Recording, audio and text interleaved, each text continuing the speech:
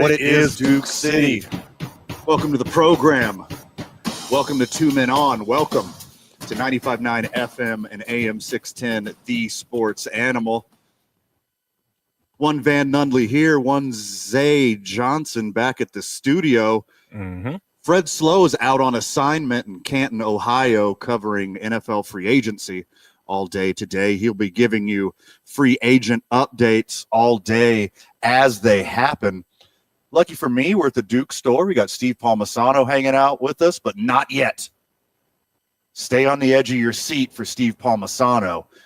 But in Fred's stead, in Steve's stead, VP DWC in the house. Main man, Mr. Everything at New Mexico United. What's happening, my friend? How are you, sir? I'm well. How are you? Decent. It's hard to unpackage all this NFL free agency craziness, all the potential trades. Like, we only have 3 hours today.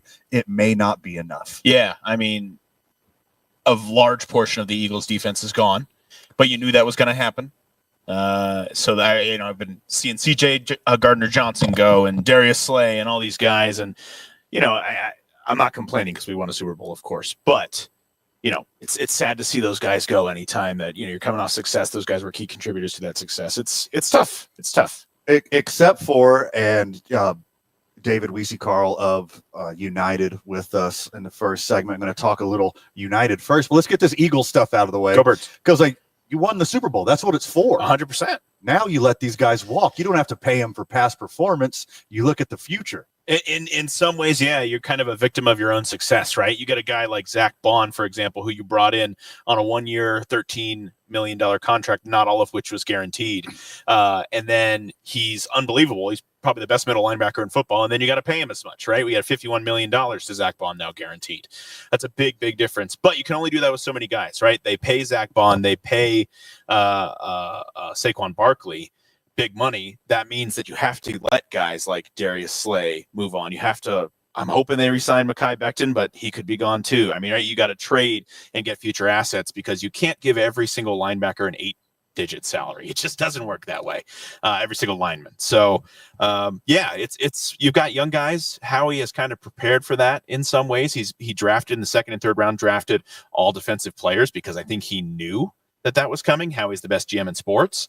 Hard to argue with that. But it still does sting a little bit to see these guys who, Darius Slay was, and CJ Gardner-Johnson, both, frankly, huge contributors to that Super Bowl team and several other players who have moved on.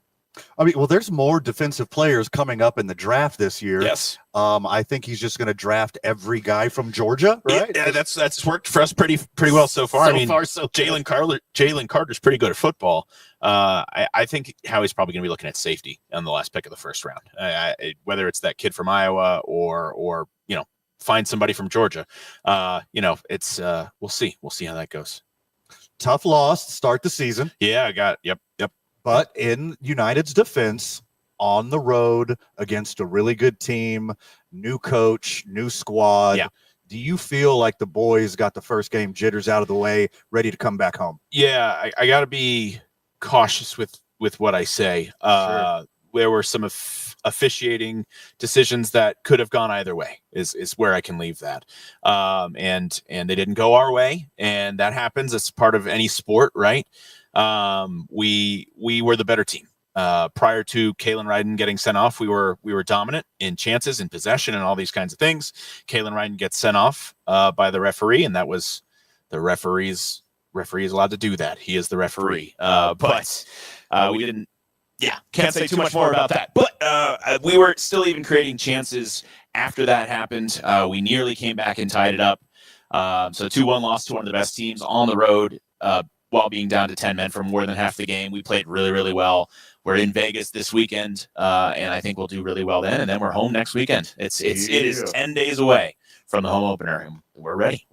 How did new coach Dennis Sanchez look on the sideline in the locker room? Got his sea legs, ready to rock. Furious is what he looks like for the reasons that I alluded to but didn't state. He's a good coach. I mean, and we're going back to Vegas where he played last year, so it'll be a big game for him, kind of a return match there. Dennis is one of the best young minds in American soccer right now. I'm excited to see what he's going to do. We have a lot of really good young players and a lot of good veterans. We kept a good core and brought in some exciting new players. We're going to be one of the best teams in this league. We're going to be very, very good this year. We finished in first place last year, and that's our aim again this year. And on top of that, the goal is to bring home at least one trophy, maybe more. And let's talk a little bit about the new additions. These guys, comfy already. They look like they're a piece of the squad already. They're getting their way worked in. Yeah, a little bit of column A, a little bit of column B, right? So Mackenzie Gaines on the left side. If you watched that game against Sacramento, I had no idea how fast he was.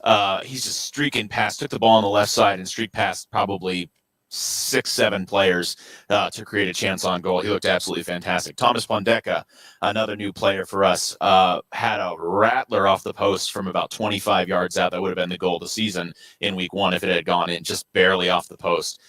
We had Jalen Lindsey, who subbed in at about the 70th minute and was dominant defensively. We got a lot of really good, like I said, veteran players and young players. The Mackenzie Gaines and Jalen Lindsey both coming to us from the MLS. So really great players. We're going to be very, very good this year. And rumor has it there may be 1 or 2 more players coming. So, ooh, baby, let's go. There you go. It's just waiting for NFL free agency to end. That's right. Yeah, then USL's second round of free agency starts. That's right. Yeah, everybody knows that's the biggest competitions between the USL Championship and the NFL. Everybody knows that. Las Vegas Lights coming up on the road in Vegas. Not necessarily historically a rival, right?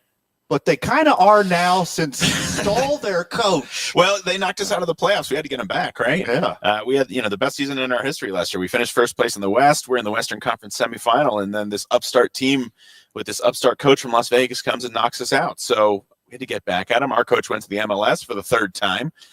So we got the best coach available, which was Dennis, and he's terrific. I'm excited for what he's going to do this season. And like I said, I think it means probably a little bit extra to him having come from Las Vegas just last year. Absolutely. Then, March 22nd, back here at the Lab against the true rival, El Paso Locomotive. Like, you got to be a little bit extra hungry when it's your first home opener and it gets, multiplied by having your rival. Yeah, absolutely. I mean, tickets are going really gangbusters on that match for a reason, right? I think half of it's because the season's brand new, right? Everybody wants to get to the first game, but a big part of it is I think we just all hate El Paso. I think it's what it comes down to. Every New Mexican, whether you're a soccer fan or not, wants to beat El Paso at whatever it is that they can beat them at, right? So if it's the Lobos against UTEP, whatever it is, we want to beat El Paso and show them the New Mexican supremacy. So, it's a big one, March 22nd.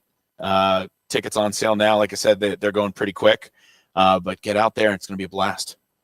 Hometown kid is back. Sergio Rivas, welcome back. Yeah, it was a big deal. I mean, Sergio's been with us. This will be his 5th season with us now. I grew up in Albuquerque. He's just a New Mexican kid through and through. We're excited to have him back. He was in the offseason. He had a tough offseason, so he had a double hernia surgery. And was out of contract, and he's come out and said, I was nervous I wasn't gonna be able to play again, right? He got a double surgery in the offseason as an athlete. That's scary, right? But he had the opportunity to come back and earn another contract. And when I say earn, he earned it. It's not easy to make a professional soccer team, of course, but again, when you're used to a certain level and then you get that, it was a really tough surgery for anybody. Then to earn your way back and be ready for the start of the season, man, that takes effort, that takes guts, that takes, a lot of hard work from Sergio, and he earned his way back onto the team.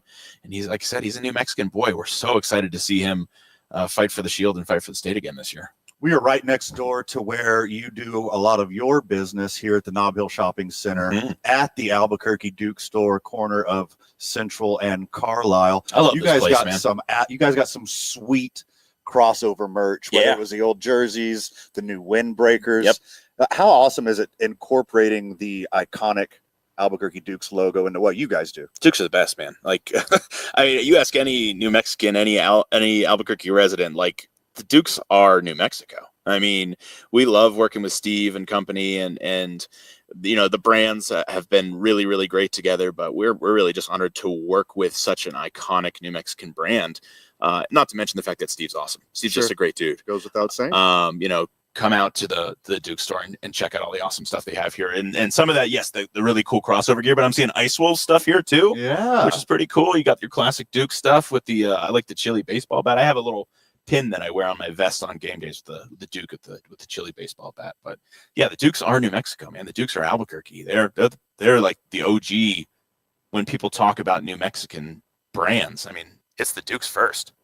This place is like a little mini museum, too. Absolutely. By the way, Steve would love to show you around when he's not on the microphone with us or making this sweet, sweet merch. You get to just walk down memory lane every time you're here, and it's so awesome. Yeah, it's a cool place. I mean, they've got like old little ice cream helmets here, the old bats. I mean, it's not just the merch you can buy, which is really awesome, but there's also some cool memorabilia to look at. It's cool stuff. It's really cool stuff. How about those Lobos, by the way? Yes. Yeah, they're going to win the Mountain West tournament. I agree. We'll have a correspondent. You know him as the real Sombrero Man, but everyone else knows him as Carlos Tenorio, fill-in producer on this program. We'll be calling in from Vegas. Nice. From a Lobo party, so it's exciting. We're going to be there on Friday. Obviously, we got the match on Saturday. We haven't announced it yet. We can break it here if you want. So Pete, our owner, Peter Trevisani, and myself will be at the Lobo game on Friday after they win on Thursday night because they're going to win on Thursday night. We're going to be there, and for the first, we'll say 50 to 100-ish people who come find us, whether we're in cherry and silver or black and yellow, we're going to get them a voucher for a free ticket to our game on Saturday night. We're going to cover the cost for them in Vegas. So come hang out with us, New Mexican doubleheader, cheer on the Lobos because they're going to win the Mountain West, and then come hang out with us at Cashman Field in Las Vegas. It's a New Mexican doubleheader. I'll make sure to pump that for you as well in the 5 o'clock hour. Let the friends of the show who are listening from Vegas right now know that Friday night, go get your United tickets. Friday, I think the game on Friday is like 2:30 or 3, and we'll be there for that. And then the Lobo game again once they went on Friday night. I think they play around the same time, similar time on Saturday, and then our game's not till 7:30, so you got time to get over there and have a great time. You miss Milton Williams yet? I hope he. Yeah. I mean, losing him was tough. Losing Josh Sweat was tough. Yeah. I mean, again, these guys make such an impression. Darius Slay, CJ Gardner-Johnson. I think there's part of me, and maybe it's just a little bit of copium.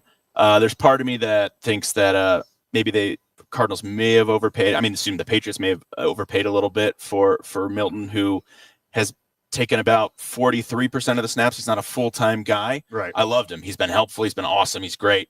Josh Sweat got a big deal in Arizona.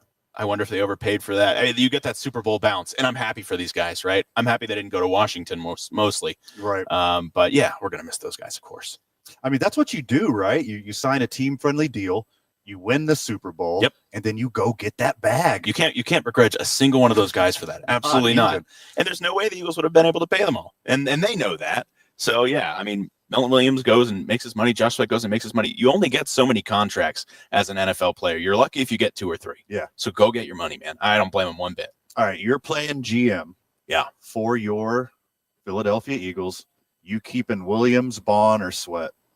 If I'm only keeping one of those guys, it's probably Zach Bond. I mean, it really is. I mean, it's funny. The Eagles put out I think it was a 35-minute mic'd up from the Super Bowl like last week. And of course I watched it. And you just see, it's not just his play on the field, which was unbelievable. I mean, he had double the value of the next best middle linebacker in the league. So that's all incredible, but it's his leadership, man. I mean, he and Saquon on opposite sides of the ball were just these leaders, these vocal leaders on the field. They were keeping the guys, when they're up by, 17, 21 points in the Super Bowl, whatever it is, like, stay here, stay level, right? Those are the guys you want on your team. So yes, they're incredible on the field, of course, but you need those leaders. And I think Zach Bond is your defensive leader on that team. He's going to be the defensive captain next year. There's no doubt. Hard agree. I mean, super hard agree. Yeah, he's a dude for sure. That's a good spot keeping him. You usually don't want to waste a lot of your salary cap on linebackers. Yeah. But when you got a guy like that who put up a literally historic season. And you have, team-friendly deals on your 2 going into their second year now cornerbacks who you hit on in the first and second round of the draft last year. I mean, you have 2 of the best young corners in the league. So you don't need to spend a ton of money there. It allows you to spend money on the linebacker position. Albuquerque's New Mexico United, to get 3 points on the road in Vegas, they have to do what? Yeah, play their game, really. I mean, I think we are one of the best teams in the USL Championship. We showed it when we were down to 10 men the other night. I think, Las Vegas is probably still coming together. They had a roster rebuild. So take advantage of that and be the aggressor. I mean, I think it's high pressure. It is intensity. It is exciting, fast football. If they play their game, they'll win. Love it. VP DWC, anything else for the friends of the show before we let you go? Thanks for the time. Go Lobos. Thank you for hanging out. David Weesey Carl, Vice President of your New Mexico United, joins us once again. When we get back, Steve Palmisano back on the show, as well as Zay Johnson talking some NFL free agent roundtable. You're listening to Two Men On, 95.9 FM, AM 610, the Sports Animal. Brought to you by Route 66 Casino Hotel. Put your game.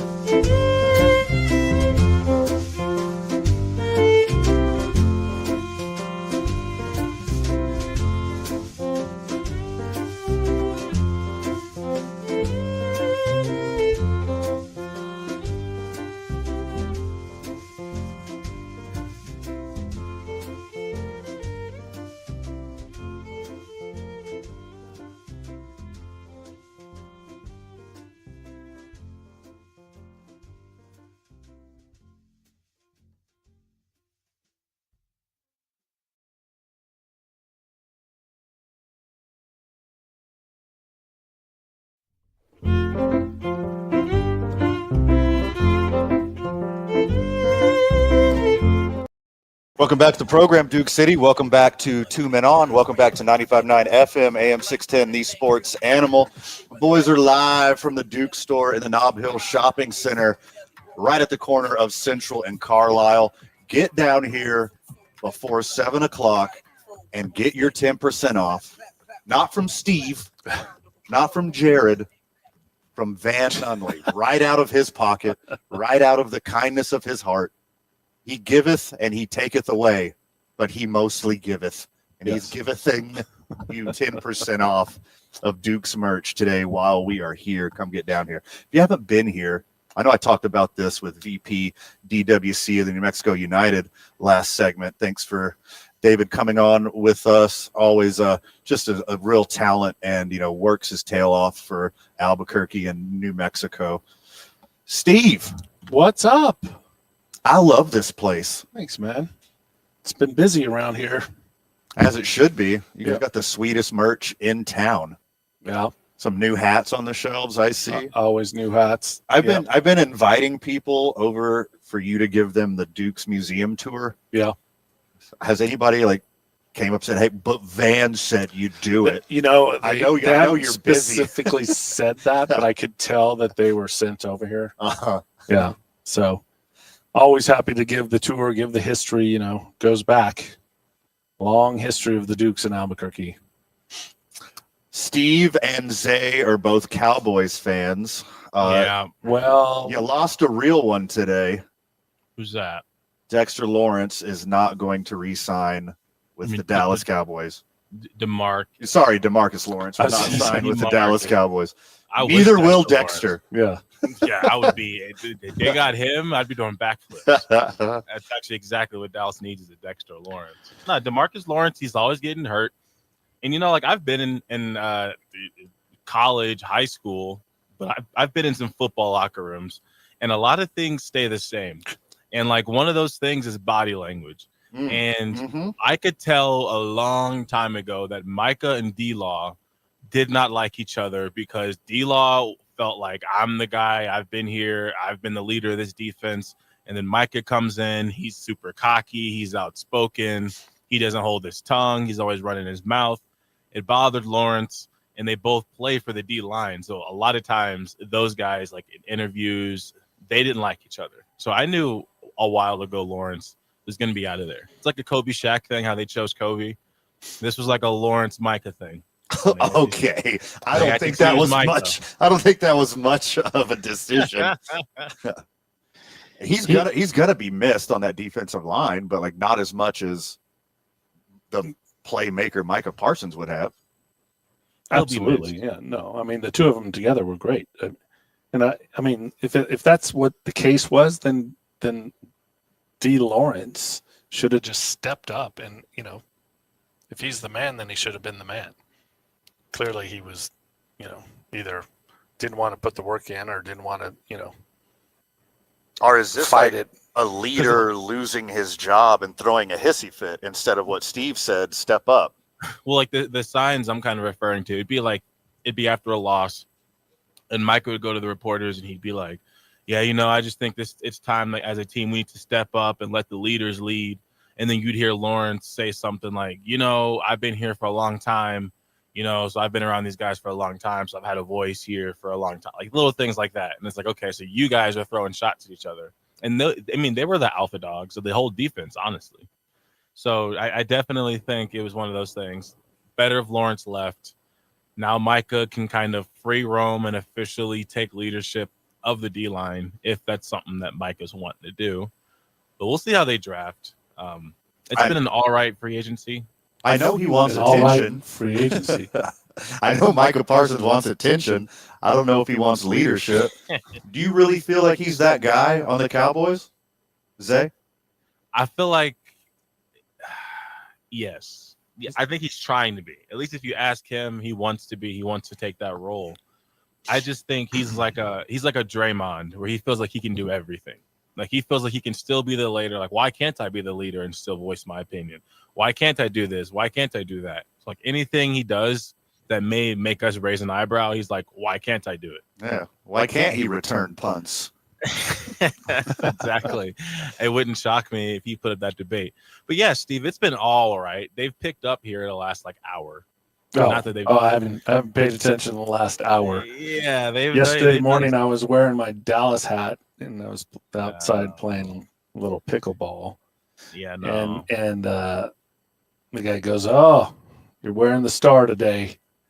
I'm like, "Yeah, I'm trying to sweat in it so it gets ugly and I can just You just get rid of let it. it go." Go back to a new Duke set. Yes. But like I noticed a while ago, this free agency wasn't like. But that was the one thing I said. It's like, man, all these trades, all these quarterbacks moving, all this talk, and zero. All these receivers moving teams, which we could use a receiver. I can't believe I even said that. Dallas could use a receiver. Mm-hmm. Yeah. And nothing.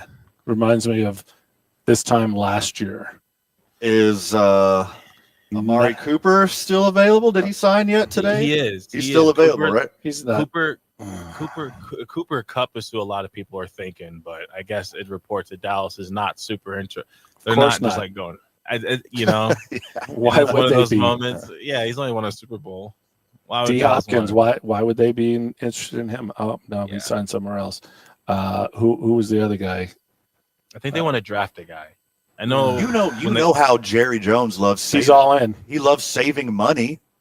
I mean, you already got a whole basement full of Amari Cooper jerseys down there. You're going to save so much money if you get him instead of somebody else. Yeah, they should get some receiver, I imagine. There's probably a reason why Amari Cooper is going on his fourth team now. Mm-hmm. And he's how many years past being with Dallas? I mean, it's like re-signing Elliott. Okay. Would it break your heart for Stephon Diggs? Yeah. So, Stephon Diggs still out there. I'd take him. Me personally, I'd take him. I mean, you got to think we just need a number 2 receiver. We don't need a guy to come in and be CeeDee Lamb. We just need a guy to come in and be a viable number 2 receiver. I do think they're going to draft a guy regardless. I'm pretty sure Genty's going to the Raiders or the Bears. Both those guys have made offensive line moves. So it's like, okay, they're already doing the O-line, so I'm sure they'll go running back. The Bears for sure, if the Raiders don't take him. So I think that's going to leave Dallas picking a receiver first round and then another running back second round. And then they'll just try to fill out the defense after that. Let's talk a little more Cowboys free agency when we get back, because I got a couple good ideas, and I want to talk a little more about Cooper Rush as well. And Cooper Rush to match him up with Cooper Kupp. Super stoked for that. More NFL talk when we get back. You're listening to 2 Men On, 95.9 FM, AM 610, the Sports Animal. This report is sponsored by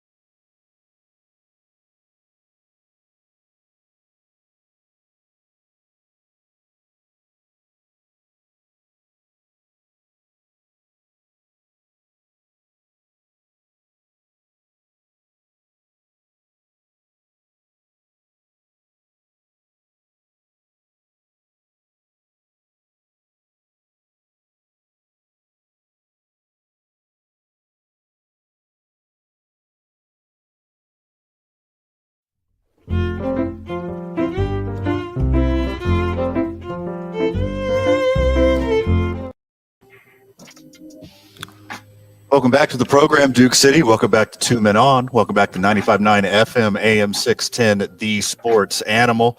Talking a little Cowboys, free agency, and free agency in general.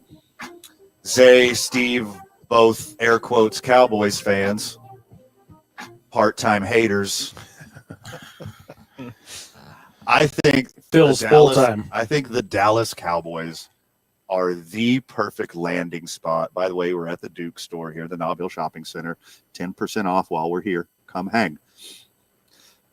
The Dallas Cowboys would be the perfect landing spot for Cooper Kupp.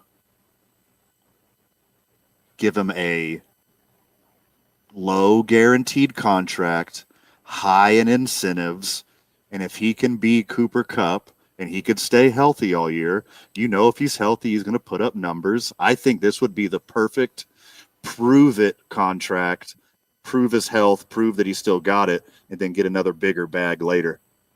Zay? I like the idea of him. I like the idea of Cooper Kupp coming to Dallas. I think he's the same type of receiver that Dak needs. I think when you look at like Amari Cooper, he was successful in Dallas for like a year and a half, 2 years. I was upset when they got rid of him. I don't think they should have. But Cooper Kupp and Amari Cooper are both like similar receivers. They run good routes. They get open. They've got good hands. I think if and when Dallas does grab him, I think it'll be a good pickup. I don't want them to go get Stephon Diggs. But Cooper Kupp, I think he's a perfect option for Dallas. And also, I saw a report earlier that something like his dad has got some type of ties to Dallas to the point where I don't think he's from Dallas, but Cooper Kupp's dad, I don't know if Cooper he was like Kupp's he played. dad and Cooper Rush's dad were friends, and they liked the name Cooper. I was with you for the first half there. See, Cooper Kupp, dad, Dallas Cowboys. But no, yeah. So I think he'd be a good spot. It says, his father Craig played quarterback for the Cowboys in '91. Yeah. So Craig his dad Kupp. and his grandfather was an offensive lineman for the Cowboys in 1964. And his great-great-great-grandfather invented the Solo Cup. Yeah. This is all unverifiable. You cannot prove this. So here's what you do. Myles Garrett just got that big, beautiful contract in Cleveland. I got a pretty close matching contract. It works out for the salary cap. You send Dak Prescott to Cleveland. Cleveland's been searching for that quarterback for years and years and years. You get Myles Garrett, maybe another piece, maybe another little pick, and then you elevate Cooper Rush to QB1, and you got Cooper Rush to Cooper Kupp and Amari Cooper. It's a match made in heaven. How could this not work? Marketing wise, it's definitely it's genius. A reality show that Jerry Jones can produce. The Dallas Coop Boys. My Three Coopers, like whatever it could. Yeah, anything. 3 Coopers, 1 Cup. Like it's any number of you've things been could thinking work about here. this for a long time. Yeah. Then he gets going. He can just start rattling them off there. I think he's got like a book. Yeah. Are you talking about the Cooper Troopers? Is that who you're talking about? Is that who you're talking about here? Yes. They're fantastic. Now, this free agency, I guess that the trades have made it more interesting around the league, but just because of the names, I figured it wouldn't be like the biggest deal. But like I guess Rodgers officially just got cut. You got Lawrence going to Seattle. It's a pretty big deal. I didn't expect Justin Fields to end up on the Jets. That's one thing I didn't see. That one was kind of a Shyamalan twist, right? Yeah, I think that's an Aaron Glenn move. The Commanders are. Let's stay on Justin Fields for a second, Uh-huh. because as a Justin Fields apologist, like Pittsburgh, I don't think was a big enough change of scenery move for him, because he wasn't like really the starter. Like he was the gateway to Russell Wilson, and now neither of them are there. So it was probably an awful decision. And his limited time in Pittsburgh, he looked like a functional NFL quarterback, not like the superstar playmaker I thought he was going to become, but he can do it with his arm. He can do it with his legs. Everybody on the team loved him. I think he's going to be a good fit wherever he goes. I just don't think he's ever going to take that big turn. Would you? I guess in Pittsburgh he did pretty good. What I hear a lot is we haven't seen like an offensive coordinator really try to use him to his strengths, like really try to allow him to use his legs. I feel like he has, because how else would he? Didn't he like break Mike Vick's record or something? He came close to like a record for the most rushing yards in the season for a quarterback. I'm like, well, obviously he's been able to use his legs if he's about to break a record. But well, no, that's because he was scrambling around everywhere, running for his life in Chicago because they didn't have an offensive line. Yeah, that's a good point. We'll see how the next quarterback looks in Pittsburgh. Like if it starts off how, for instance, when Andy Dalton came in and filled in for Bryce Young and he threw for 3 touchdowns at the first game, it looked awful for Bryce Young. That happens in Pittsburgh, then I guess the stock for Justin Fields goes up. But it wouldn't shock me if the Jets still went and aggressively tried to get another quarterback. Well, I think you gotta this year, next year, you gotta draft somebody. You gotta have like whoever your diamond in the rough is that you don't have to invest an early first-round pick on, then that's your guy, and you develop him under Justin Fields or whoever the next Band-Aid quarterback is going to be. Yeah. We'll see. Either way, the Jets fans, they should be patient. They haven't had – it's not like they're Lakers fans who are used to winning, and then now all of a sudden they're going through a drought. And you have to hurry up and find a LeBron. Like, it's the Jets. So you guys let them do their work. I think Aaron Glenn has got his hands in a lot of this. This is different than a move I've seen the Jets do in recent memory. So we'll see.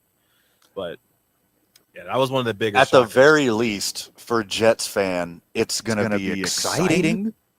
He's going to be fun. He can throw the ball 80 yards. He's about as fast as a quarterback can humanly be. It's going to be fun. Him and Garrett Wilson are going to be best friends. Like the way Justin Fields is going to have to scramble around and look downfield. He's going to throw some absolute bombs to Garrett Wilson. Yeah, he is. That's all the Jets need. Just get some fans in the seat, get some hope going. Let like NFL free agents see that it could be somewhere fun to go play. I don't think anyone wants to go play there right now. If you look at the Commanders, like no one really wanted to play for the Commanders until Jaden Daniel got there and made it seem fun. Like, okay, you can actually have fun here. That's what the Jets need. That's what Cleveland needs. Like, if you don't have that guy to instill hope in the team, no one's going to want to go there. It's like the poor are going to stay poor. Aaron Glenn seems like a leader of men, though. He seems like he can change the culture. Yeah. I think he's like a good mix of like calm and responsible and rah-rah. He's got a little bit of Belichick and a little bit of Dan Campbell. Like, I think he'd go either way there. Yeah. That's like I guess that's kind of the MO of the coaching staff he was on previously. He definitely had the rah-rah from Dan Campbell. And then you saw Ben Johnson. I don't know, like it's not like they were just there copying Dan Campbell's personality. But Ben Jones came into Chicago. He had some fire in him. Aaron Glenn had his own fire, and he got to the podium as like, if he wants to stay here, we're not letting him do the podcast. Like, to say something like that and you haven't even coached a snap yet, definitely shows some fire. Yeah, shows some leadership. I think Justin Fields deserves a proper shot. Again, I know I'm in the Justin Fields cult. I know I'm a Justin Fields apologist, but I think he needs like a proper shot. Like, give him 16, 17 games if he could stay healthy with a healthy offensive line and just let him go. Let him show his like elite athleticism. Let him be like a young Lamar Jackson. Let him figure it out. Yeah, and you actually see he's celebrating in Dubai right now. He's out there. I think it's Justin Fields, Micah Parsons, Kyle Pitts, Bijan Robinson, and there's one more guy out there with him. Oh, is it just all fantasy busts are going to vacation together? Is that what they're doing? All the youngins are out there in Dubai. So he's celebrating out there. So we'll see. We got to come back with the Dubai was lit kid. Do you remember that? A kid who was coming out of anesthesia. Oh yeah. The Dubai was lit. Dubai was lit. Yeah, all the Jets fans. Justin like feels like Jameis Winston to me. Never turns the corner. Yeah. Fun to watch, fun to root for. Never really puts it all together. Yeah. Always ends up kind of making that mistake or 2 or 3 in a row. I don't know. I think he's had enough time. I mean, if he was the guy, he would have been the guy. I got a guy, and he should be the target of every single team, and I'll tell you who it is when we get back. You're listening to 2 Men On, 95.9 FM, AM 610, the Sports Animal. This report is sponsored by Rapid Radios. Rapid Radios are instant push-to-talk walkie-talkies offering national LTE coverage and no subscription ever. Perfect for instant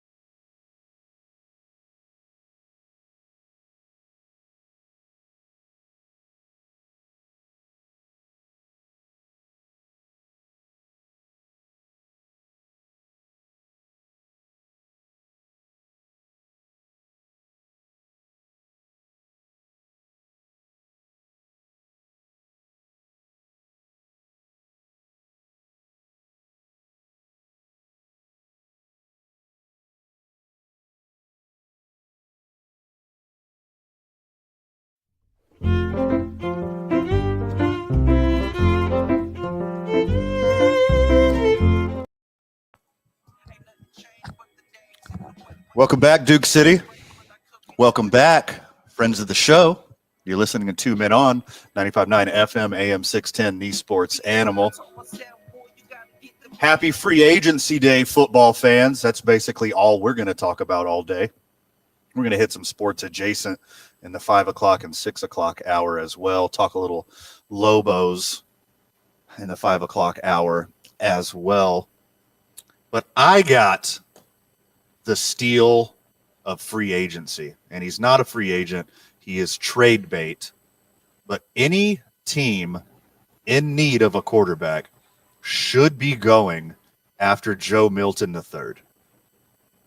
All this Russell Wilson talk, all this Aaron Rodgers talk, all this Derek Carr talk, miss me with all that. Go get you Joe Milton III. See what it's really about. If he's really as talented as he showed flashes last season and then also in college. So he went to Tennessee. Yeah. Stud in Tennessee, huge playmaker. He is, hey, let me see here. Oh, I remember this guy. Yeah, 6'5", 250. Dude's built like Cam Newton. He's fast. He's got the big. He had the strongest arm in the combine last year, and he had one little taste. One little taste of the NFL. 22 of 29, 75.9 completion percentage, 241 yards, 1 touchdown, no picks. See, my whole thing is, it's like, all right, so these guys they're in practice, and they make plenty of throws at practice. So I just wonder in the back of my mind, like, is he one of those guys where they play better in a game than they do at practice? Like, why was this guy able to be so successful in the game, but he didn't show the coaches anything in practice that made him want to put him in the game? Like, some guys, I guess, like, when it's game time, I show out. But, like, I don't know. I think because he's just a raw prospect. He didn't get a lot of reps at Tennessee. So he's still kind of like in the Anthony Richardson kind of area where there's not enough tape on him. Okay. You just know he's a freak athlete and a good guy and never been in trouble. And he dropped all the way in the 6th round in the draft. I thought he'd be like a 3rd rounder, somebody giving him a chance. And it's pretty genius of the Patriots to draft him and develop him and give him a little taste at the end of the year last year, because I bet they're going to get 2nd, 3rd round pick for him sometime free agency. Looks like he was at Michigan first. Yeah, he bounced around a little and bit. And then went to Tennessee. I wonder who was the quarterback at Michigan when he was there in 2018. The Vikings quarterback next year, J.J. McCarthy. Okay. I'm like, Denard Robinson. Tom Brady. Yeah, right. What is he, a Highlander? 1,000 years old? Yeah. If I would rather have a chance at Joe Milton, and here, let's look at all these starters. Will Levis? No. Yeah, no. Tyler Huntley, Anthony Richardson, Garner Minshew, Daniel Jones. Okay, why is he in this order? Cooper Rush, the greatest quarterback in the history of the NFL. Spencer Rattler, Waka Waka Flocko, Waka Waka Flame. Spencer Rattler. Yeah, Malik Willis, Aiden O'Connell. My boy Justin Fields. I'd rather have him than all the veterans, too. You get an aging guy like Kirk Cousins, Derek Carr, Russell Wilson, Aaron Rodgers. You know what you got there. You got average performance from a veteran. But if you go after Joe Milton, you might have the diamond in the rough. You might have a future franchise quarterback for pennies on the dollar. According to the unnamed source, 2 picks in the Senior Bowl game, not the best at reading defenses, despite $1 million smile and a huge arm. Couldn't keep the job at Michigan and ran a simple system at UT. people don't forget. Dang, Steve. Oh, wow. Steve's bringing that fire. He's like, just saying. Not a huge, recommendation from that dude. Who said that? King Hater? The AFC executive that shall not be named. Unnamed Yes. sources. Okay. Yeah. Those are my favorites. You get to just So make them up. The quarterbacks currently left, you got Rodgers, Wilson, Winston, Mac Jones, Carson Wentz, Cooper Rush, and Trey Lance. Trey Lance is still out there. That's the quarterback. I might take. No, I don't know if you take him over Milton. I would take Milton over Lance. Yeah. They're Not pretty Rush. similar. Cooper Rush should be. He should either be re-signed or someone else should have signed him as their backup, or maybe starter.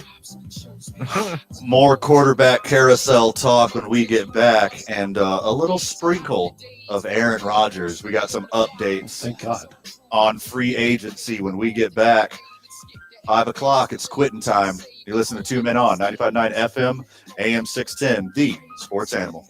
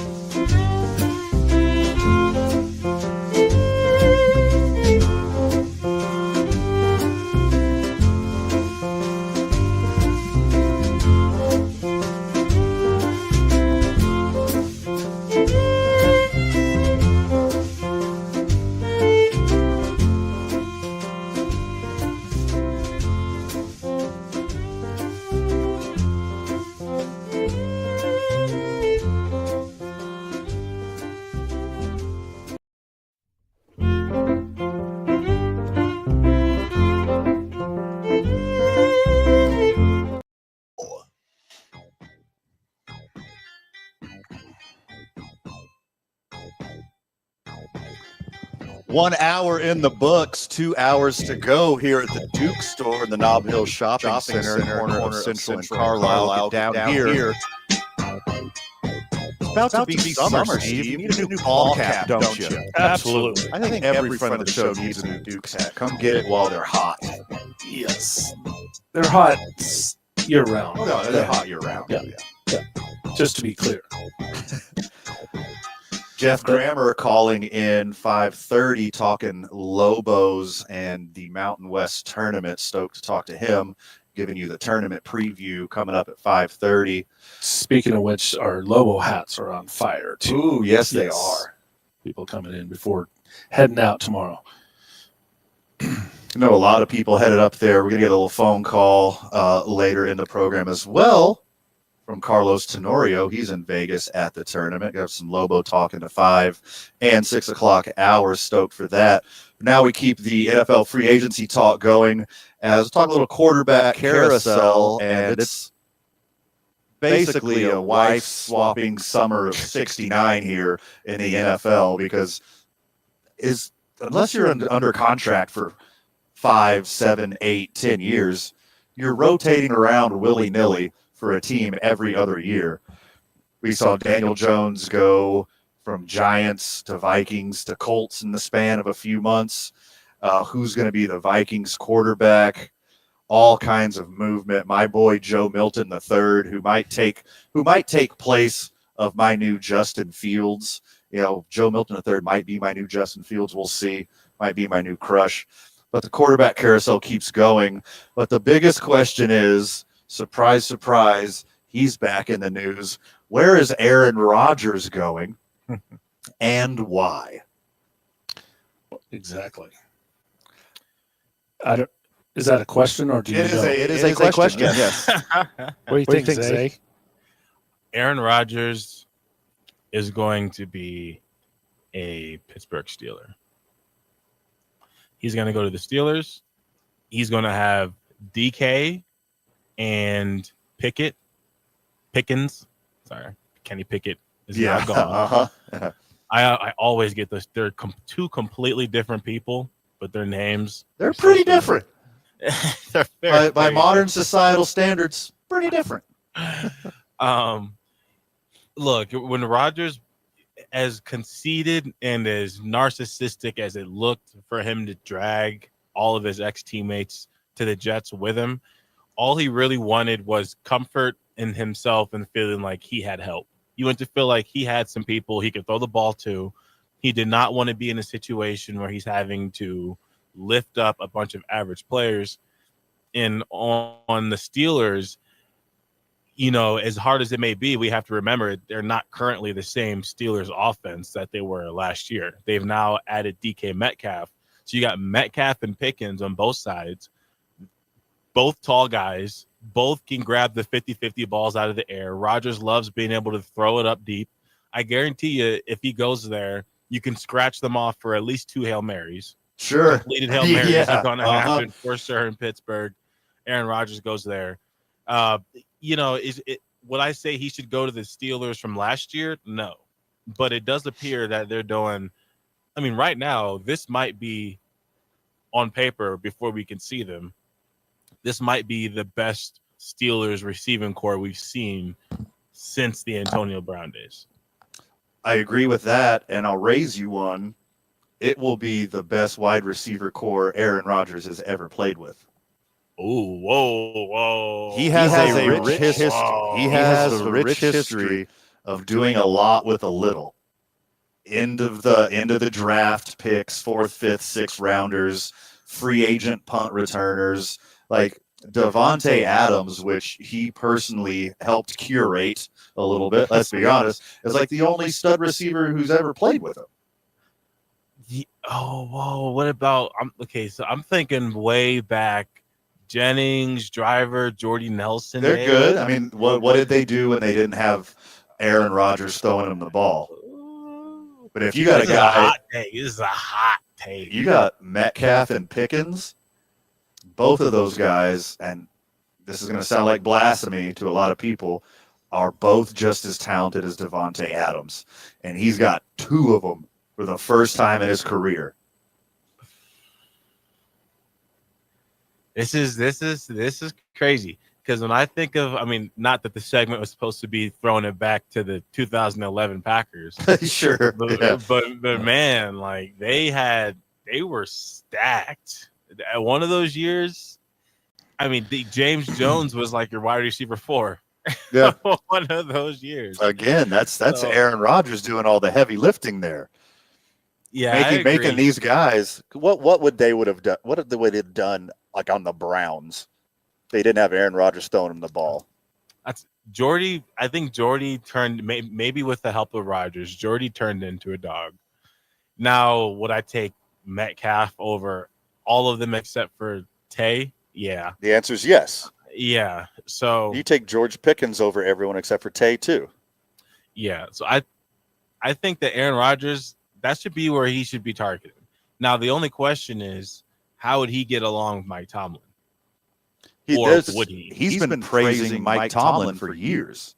Like, he loves Mike Tomlin. Uh-huh. And you know how awful Aaron Rodgers is in real life, not just on the field, one of the best to ever do it. In the locker room, one of the worst to ever do it. You got a Pittsburgh Steelers organization that's been stable for decades. You got Mike Tomlin, who's one of the best coaches, not in the NFL now, of all time. All the circus that comes with Aaron Rodgers, I think the Pittsburgh Steelers would be the only franchise that can eat all that heat that Aaron Rodgers is going to bring with him. Because it's going to be a bleep show no matter what, because Aaron Rodgers is there. But you're the Steelers. You're in Pittsburgh. You got Mike Tomlin leading your team. I think if anyone can handle Aaron Rodgers and all that comes with him, it's Mike Tomlin and the Steelers organization. Is Russell Wilson gone from there? Yes. Yes. He's So a that's free agent. free- He could go anywhere. But he could re-sign with them. Correct. He could. So Yeah. currently, the top two favorites are Russ and Rodgers. And I would take Rodgers over Russ. Yes. In I a mean, lot there's of places. no way. Why would you? How could you take Aaron Rodgers over Russell Wilson? I would rather have a Did you see him? 40-year-old Aaron Rodgers over a 35-year or 36-year-old Because- whatever Russell Wilson. There's no way. Because I mean, When he because we came just saw back, he looked old on the field. He the way he moved. I mean, he might have had a flash here and there in a couple of these games, but I mean, he's done. So to give up Russell Wilson for Aaron Rodgers, that the Vikings wouldn't even sign Aaron Rodgers as a backup. Okay, it's funny you say that. First off, Aaron Rodgers last year, 368 completions, 584 attempts, 63 completion percentage, pretty good. 28 Well, 'cause touchdowns, he threw it 11 5 yards. picks, pretty good. For an overall rating of 90. 90's pretty good. I don't. Well, we he's just done. saw what Russell Wilson can do though in Pittsburgh. And remember, he also was a quarterback when they went on that awful losing streak at the end of the season. Like they Yeah. fell apart. Right. Right. But I still think Russell's better.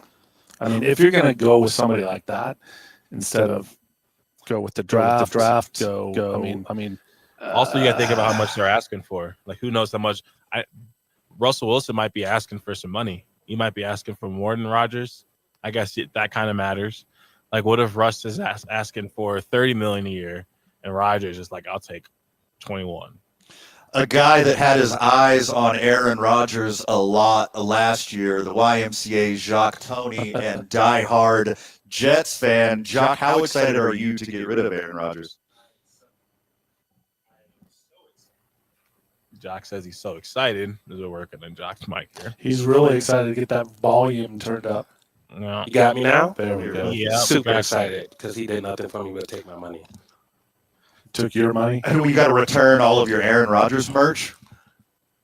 Did you buy a jersey? No, I didn't. But Good. did you see them on Clarence? I thought about buying And just taking $30. just taking the letters off of it, 30. putting your own name on the back. He pretty much take the stitching right out and just my son just be number 8. That's it. That's his favorite number. So That's his favorite number, anyways. yeah. Oh, there you go. So Plus, you can't. How can you see Aaron Rodgers in a uniform in any other color than green? That's an excellent point as well. It is time for him to go. Well, that Jets. Oh, he's already got. He's officially released from your it's New time for Jersey him to Jets. leave football. Oh, Yeah. all the way. Yeah, he needs to join the commentary crew. He needs to be a 2-man on with you. First off, yes. 505-246-0610. Aaron, give me a buzz. Yeah. VAN at talkabq.com. Give me a buzz. I think he's still got some life left in him. What I saw how awful the Jets were last year and all their dysfunction. How awful Aaron was. Not completely caused by him. He was a belligerently average quarterback. He was I would have him below ranked average. somewhere right around below Zach Wilson. Way above Zach Wilson. Did you see him play? Yes. That's what I said. Often. Quite I often. don't care what the numbers say. Okay, I think the Steelers. I seen him in person. I think the Steelers are the best fit. I think it's a relationship that would work, and it would be hilarious seeing him in a Steelers jersey. I think it'd be hilarious, like watching Mike Tomlin shake his head. I think it'd be hilarious having the front office having to apologize to him, to a bunch of Midwestern blue-collar working Steelers fans. I think it'd be a white-knuckle thrill ride that I would love to sign up for. But the most hilarious scenario is one that Steve glossed over real quick. J.J. McCarthy's not all the way healthy yet. Yeah. The Vikings need a quarterback for a bridge. And that would be absolutely hilarious. Didn't they for sign Aaron Cousins? Rodgers. For Aaron Rodgers to take the exact same path as Brett Favre, going Packer legend, one of the greatest to ever do it, only one Super Bowl, choking in the playoffs, going to the Jets and underperforming, and then going to the Vikings and crushing it. No. Crushing it? I wasn't really. Brett Favre went to the NFC Championship game. One interception away going to the Super Bowl. Yeah, he also had. Yeah, he also had like one of the best defenses in the NFL when he did that too. So I wouldn't say he smoked anything. Jared Allen days. But Aaron Rodgers is going to go to Minnesota and smoke something. That's something for sure. Aaron Rodgers will He's go smoke already- something for sure. Yeah, he's going Favre will pop something. to pop something or Yeah. go pick six. Either one. Yeah. I mean, the two of them on radio might be more entertaining than seeing him on the field. Favre and Rodgers, the Yeah. Favre and Rodgers show. Yeah, Oh, exactly. that would be entertainment at its Yes. peak. Yeah, let's see who could throw the most picks. Speaking of the most picks, you excited for Justin Fields Excited. and Jacques goes mild. Yeah, excited a little bit. I think he's a good fit for that offense that we're looking to turn around. I think he'll be an okay fit. I do hope that we still look to draft somebody to, keep some fire underneath him. But Justin Fields is better than what I had. Yeah, yes, it is. I agree. I agree. It's better than what I had and what I'm going to continue living through. So, I mean, Jock, what's the hotness at the Y right now? hotness at the Y. So this Saturday we have our Healthy Habits Health Fair. It's our first health fair that we'll be throwing on our own from 1 to 3. So if you are looking for some health resources, we have dental cleanings going on, some bone density scans, the whole community coming out. Happy Feet's coming to do some feet analysis and get you in the proper shoes. So we got great resources coming out.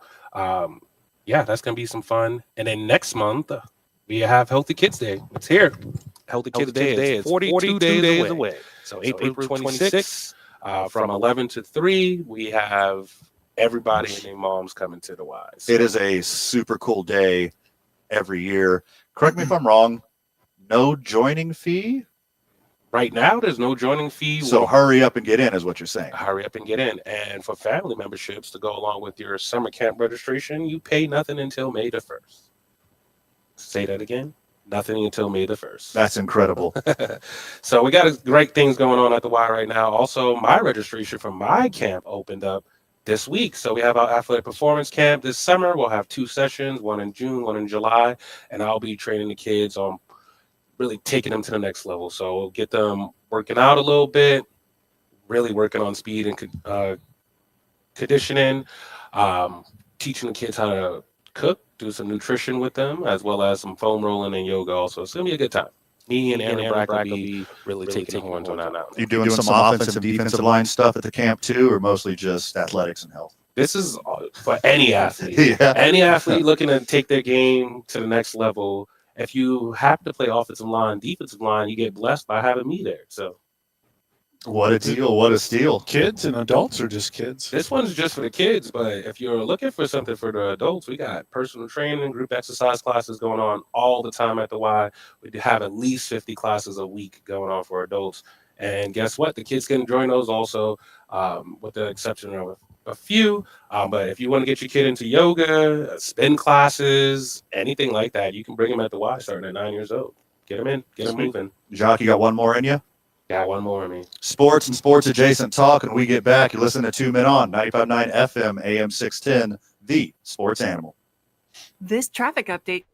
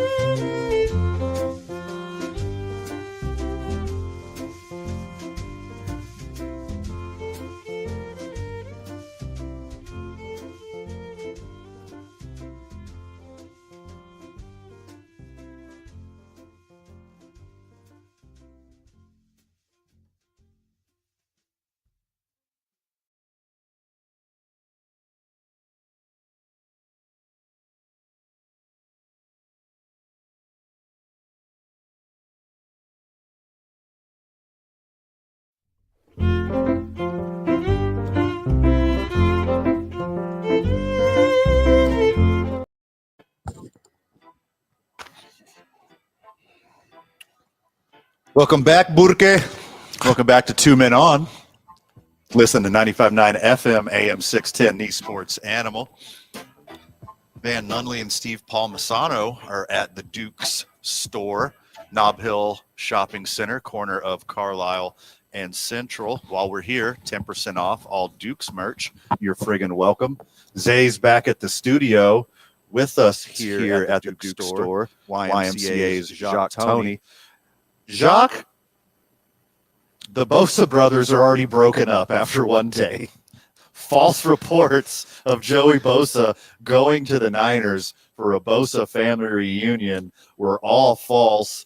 Joey Bosa thwarting the love of his brother and going to the Buffalo Bills for not only a better team, but a bigger paycheck. That's going to be a weird-ass Thanksgiving.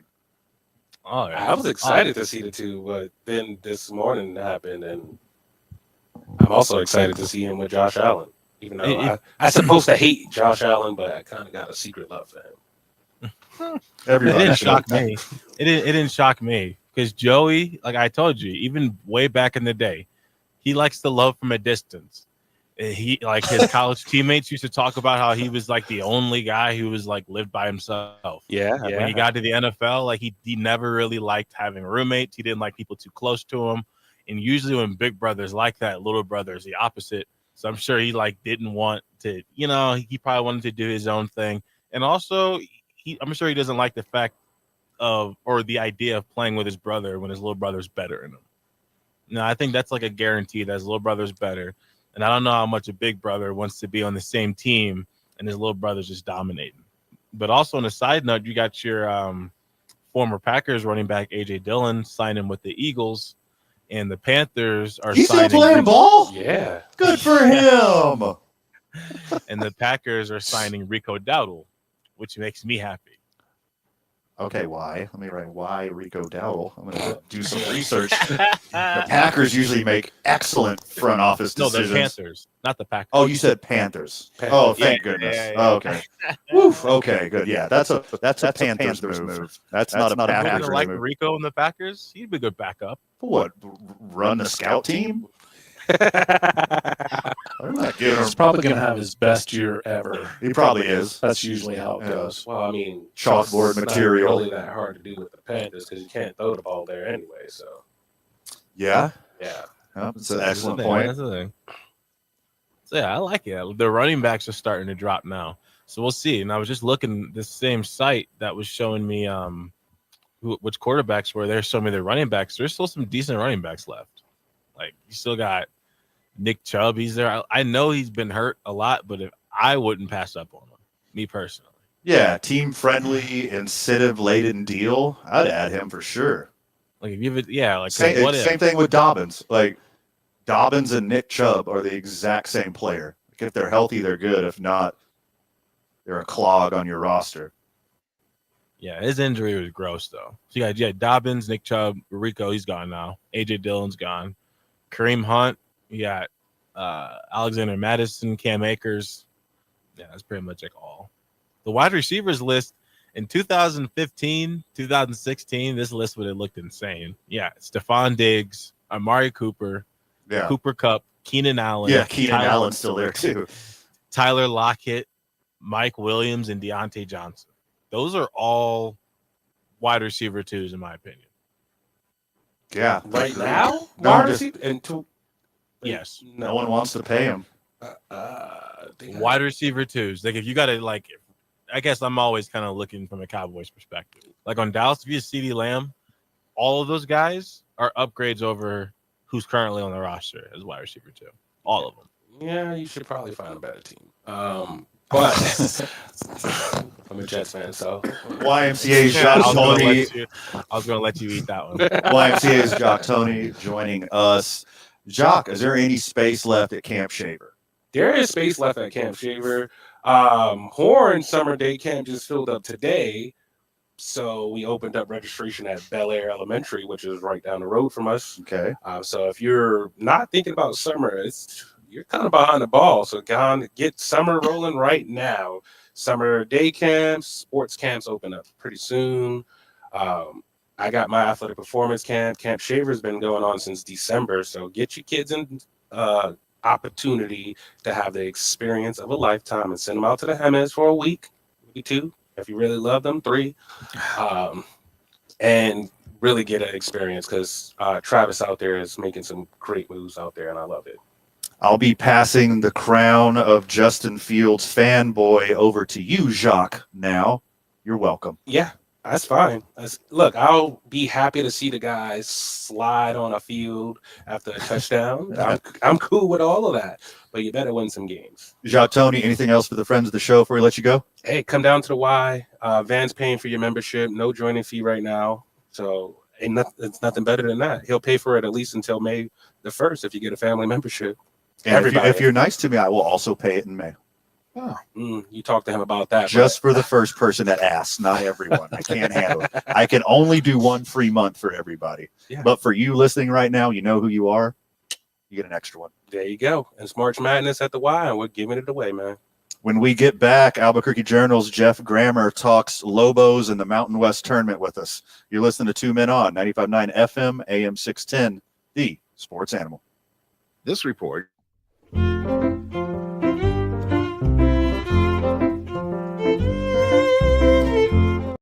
Vacation or drop out to help their family put food on the table.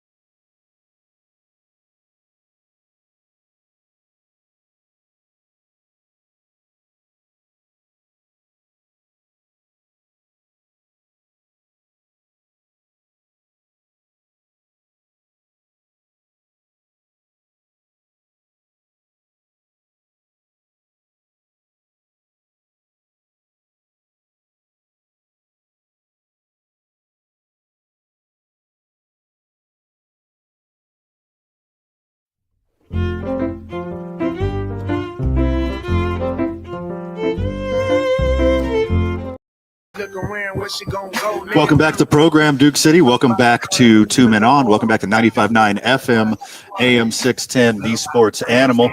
We are efforting Albuquerque Journal's Jeff Grammer, going to talk about the Mountain West Tournament from Las Vegas. But lucky for us, we got another correspondent in Las Vegas right now. You might know him as the Real Sombrero Man, but you probably know him as part-time producer and part-time talent of this very program. Carlos Tenorio, welcome to the program, my dude. Hello, Carlos. More like Carnos.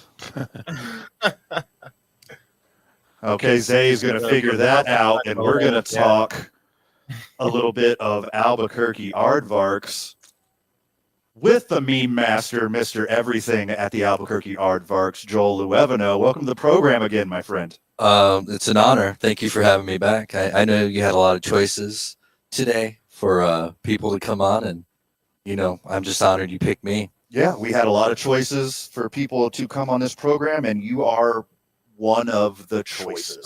Thank you for bumping Aaron Rodgers. Yeah. Not only Aaron Rodgers, but our very own Carlos Tenorio and Albuquerque Journal's Jeff Grammer. My goodness. We have a saying. The devil. Let's see if Carlos is here. Carlos, can you hear us? Carlos, are you with us? Hello. Are you guys there? Okay, I gave you such a lovely introduction, and then you just disappeared. It was a great introduction. I heard it all, I promise. Excellent. Carlos, you are out in Vegas right now with a bunch of other Lobo faithful.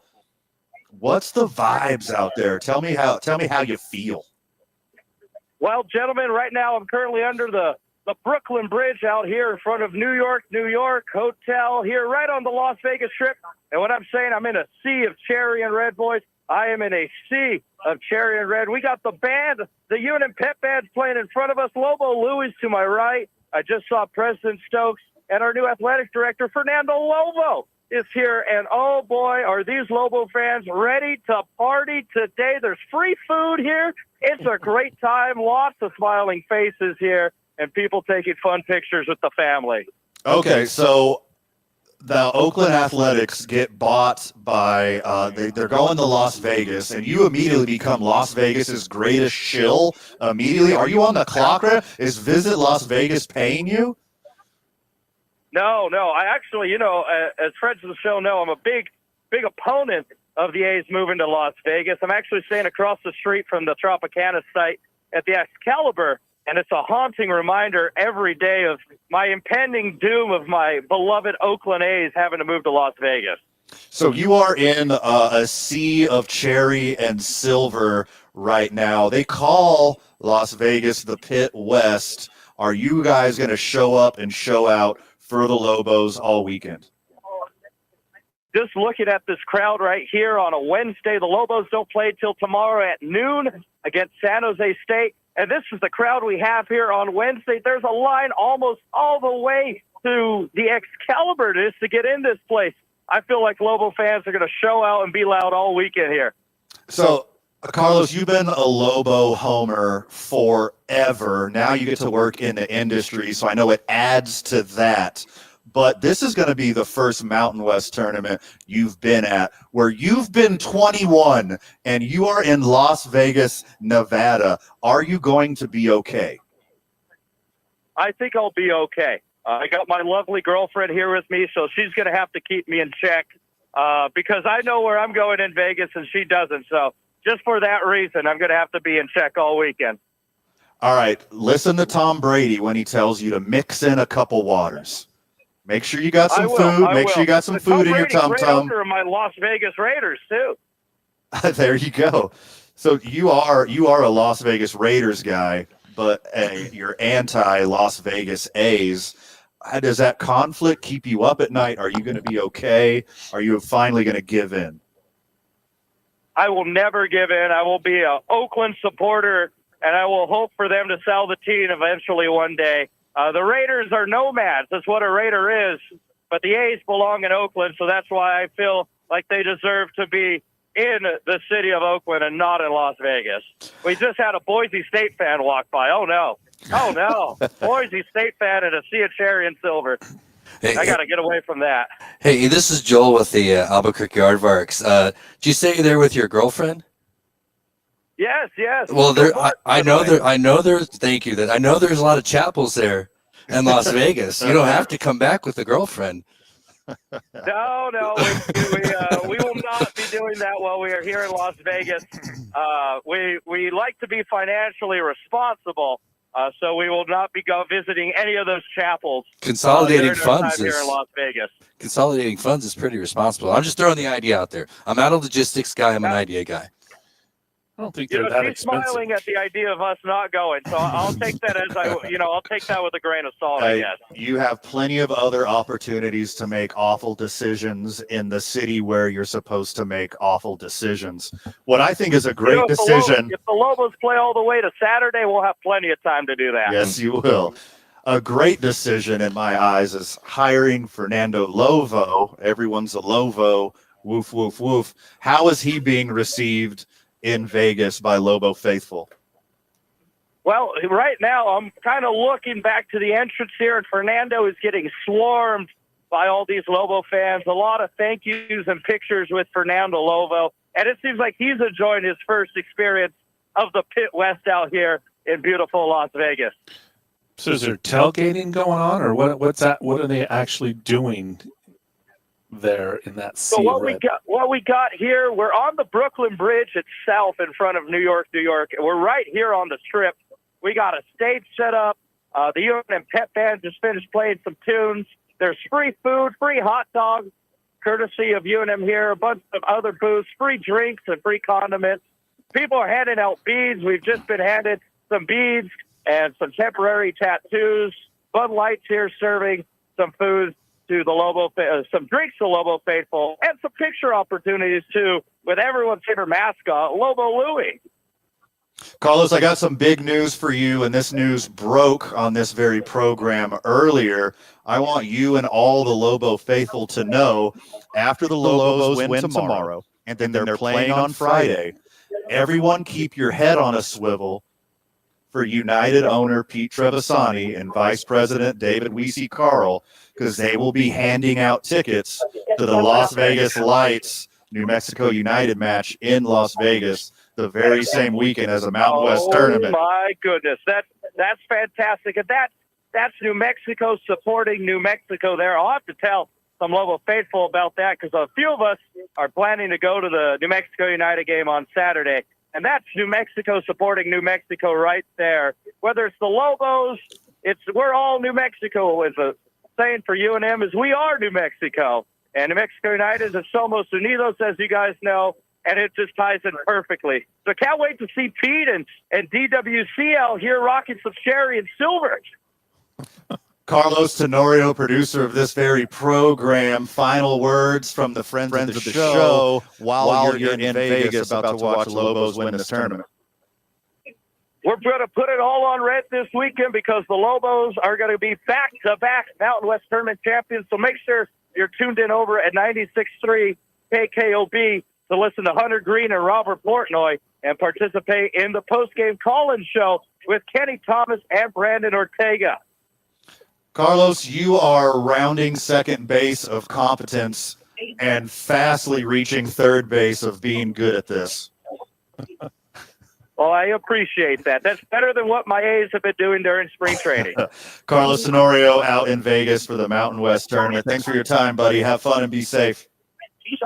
Will do. Go Lobos. We'll see if we can fix the internet and get Albuquerque Journal's Jeff Grammer also in Vegas when we get back. You're listening to 2 Men On, 95.9 FM, AM 610, the sports animal.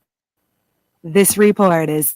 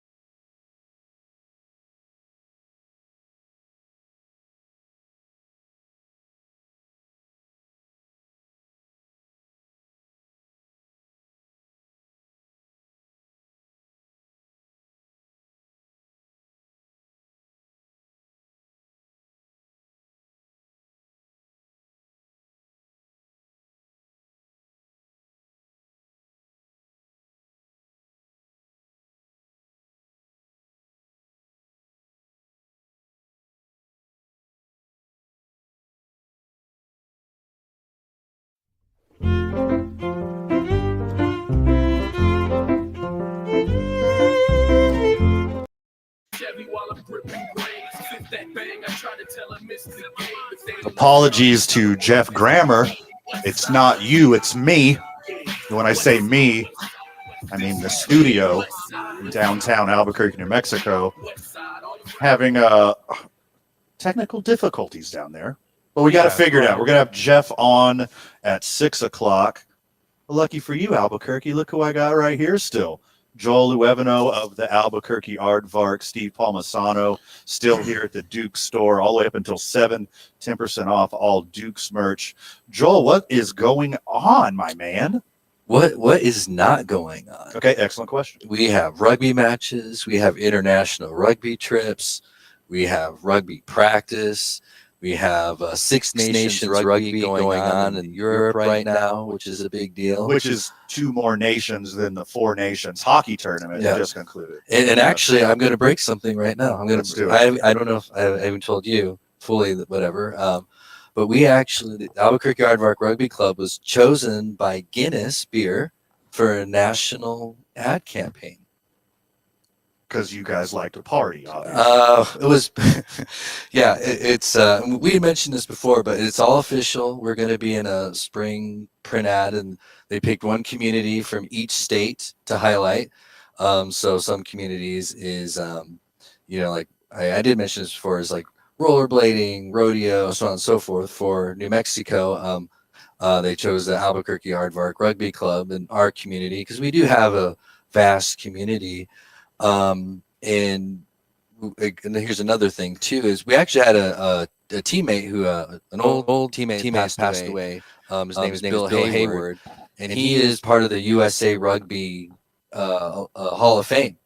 And he was here. He was an aardvark, and he started with our club and went on to represent United States. And so we've been doing a lot of things to honor him.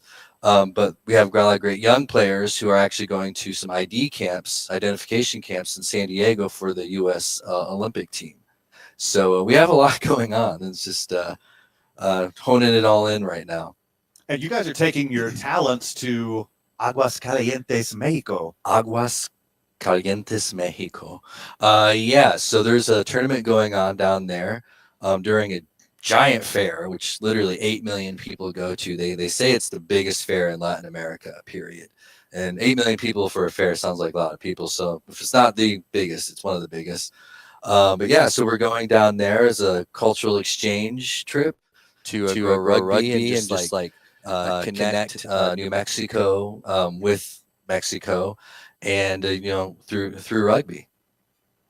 And you guys are just wildly popular, not only just here, but across the country and across the world. And it's growing right now in Mexico. And you guys want to be a big part of that growth of rugby on the south side of the border. Yeah, and it's very authentic, being, close to the border. And, just kind of even just a simple business decision. Everyone's fighting over identity in the United States, but the Albuquerque Aardvark rugby brand's super strong in Mexico.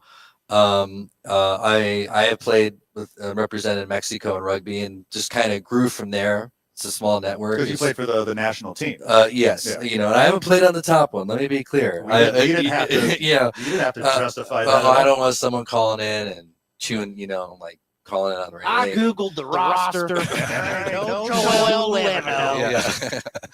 I just did a tournament in Guatemala, which was amazing, and that's one thing we really want to push with rugby. It's like, I kind of make a joke, if you play high school football, that's great, so on and so forth. But it's like, oh, I'm going to state, right? In rugby, we kind of have a joke. It's like, hey, I'm going to Fiji.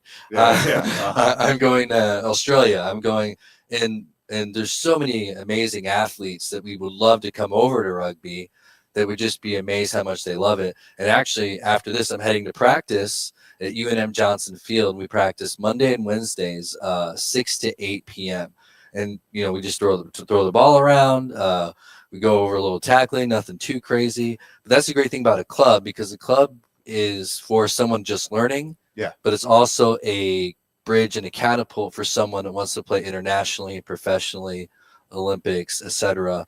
And right now, the Highland, from Highlands University, Kevon Williams. Jay's on. Oh, no. Yeah. Well, there's been a few. Kevon is the captain of the USA Olympic team. And he trained here at Highlands, the U.S. and New Mexico Techs, won national sevens. This is a hotbed for rugby and athletes, but unfortunately they go on, do their big thing, Yeah. and they have, no one in New Mexico really knows about it. Well, and that's going to change now that the Albuquerque Aardvark brand is growing internationally. So yeah, you're growing the brand socially, and you're growing the brand on the internet because you are the meme master. I am the meme master. You're all over the place on the internet. We love that. But you're also growing the club itself here in Albuquerque, and you're always looking for athletes to join you. We're looking for drinking buddies. We're looking for athletes. We're looking for people that want to just kind of be around and, team management stuff. We had a few people join that just wanted to be around and just and learn equipment management, right? So on and so forth. But the aardvarks aren't new, right? No, that's what I was going to say. We stand on the shoulders of giants. The team's been around since 1972. Started as the Albuquerque Rugby Club, and then in 73 went to the Albuquerque Aardvark Rugby Club. So what's the backstory on aardvarks? There's a real story and there's the lore, right?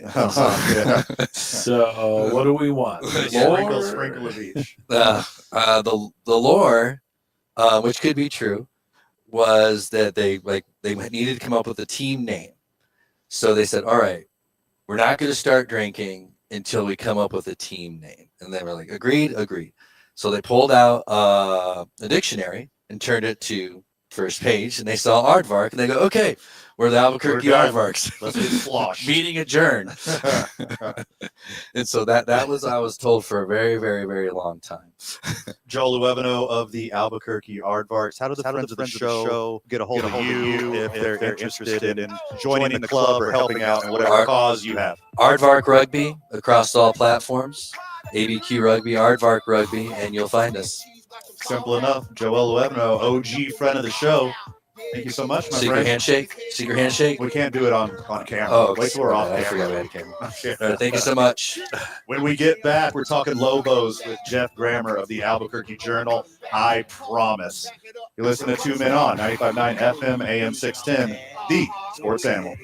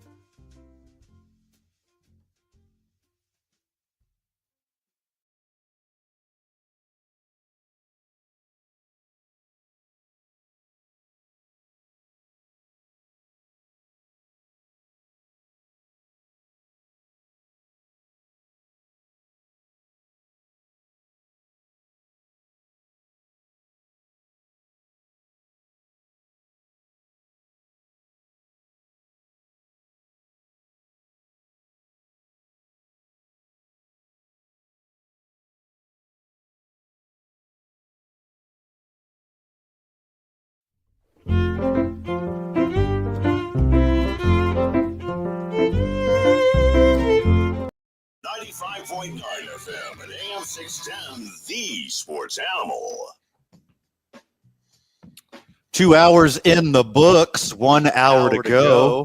The boys are at the Albuquerque Duke store here in the Nob Hill Shopping Center, corner of Central and Carlisle. Get here before 7, 10% off on the band out of the kindness of my heart, a.k.a.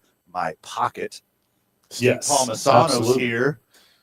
Zay is back at the studio. Thanks for friends of the show, YMCA's Jock Tony, for coming by. Albuquerque Aardvarks, Joel Luevano, of course, New Mexico United's David Weesey Carl. And then I promised you 30 minutes ago I would have OG friend of the show, longtime contributor to this program. I mean, Mr. Albuquerque everything. Let's be brutally honest here. Without further ado, the aforementioned and aforepromised Albuquerque Journal's Jeff Grammer. What's happening, my friend? What's going on, man? How you doing? Doing good, doing good. Sorry about the tech diffs. Thanks for making the time for us. Yeah, no worries, man. So before we start talking about the game, before we start talking about the tournament, you're in Vegas, baby. Cherry and Silver, the Pit West. Let's talk about the vibes. So far, the vibe is they're over in New York, doing a pep rally something or other right now, and I'm sitting here watching Air Force and UNLV put up 21 points at halftime, and it's a miserable, horrible game, but I am sitting here at probably the wrong spot right now is where I'm at. Yeah, I know you're a ultimate professional here. You're doing your due diligence to cover the tournament.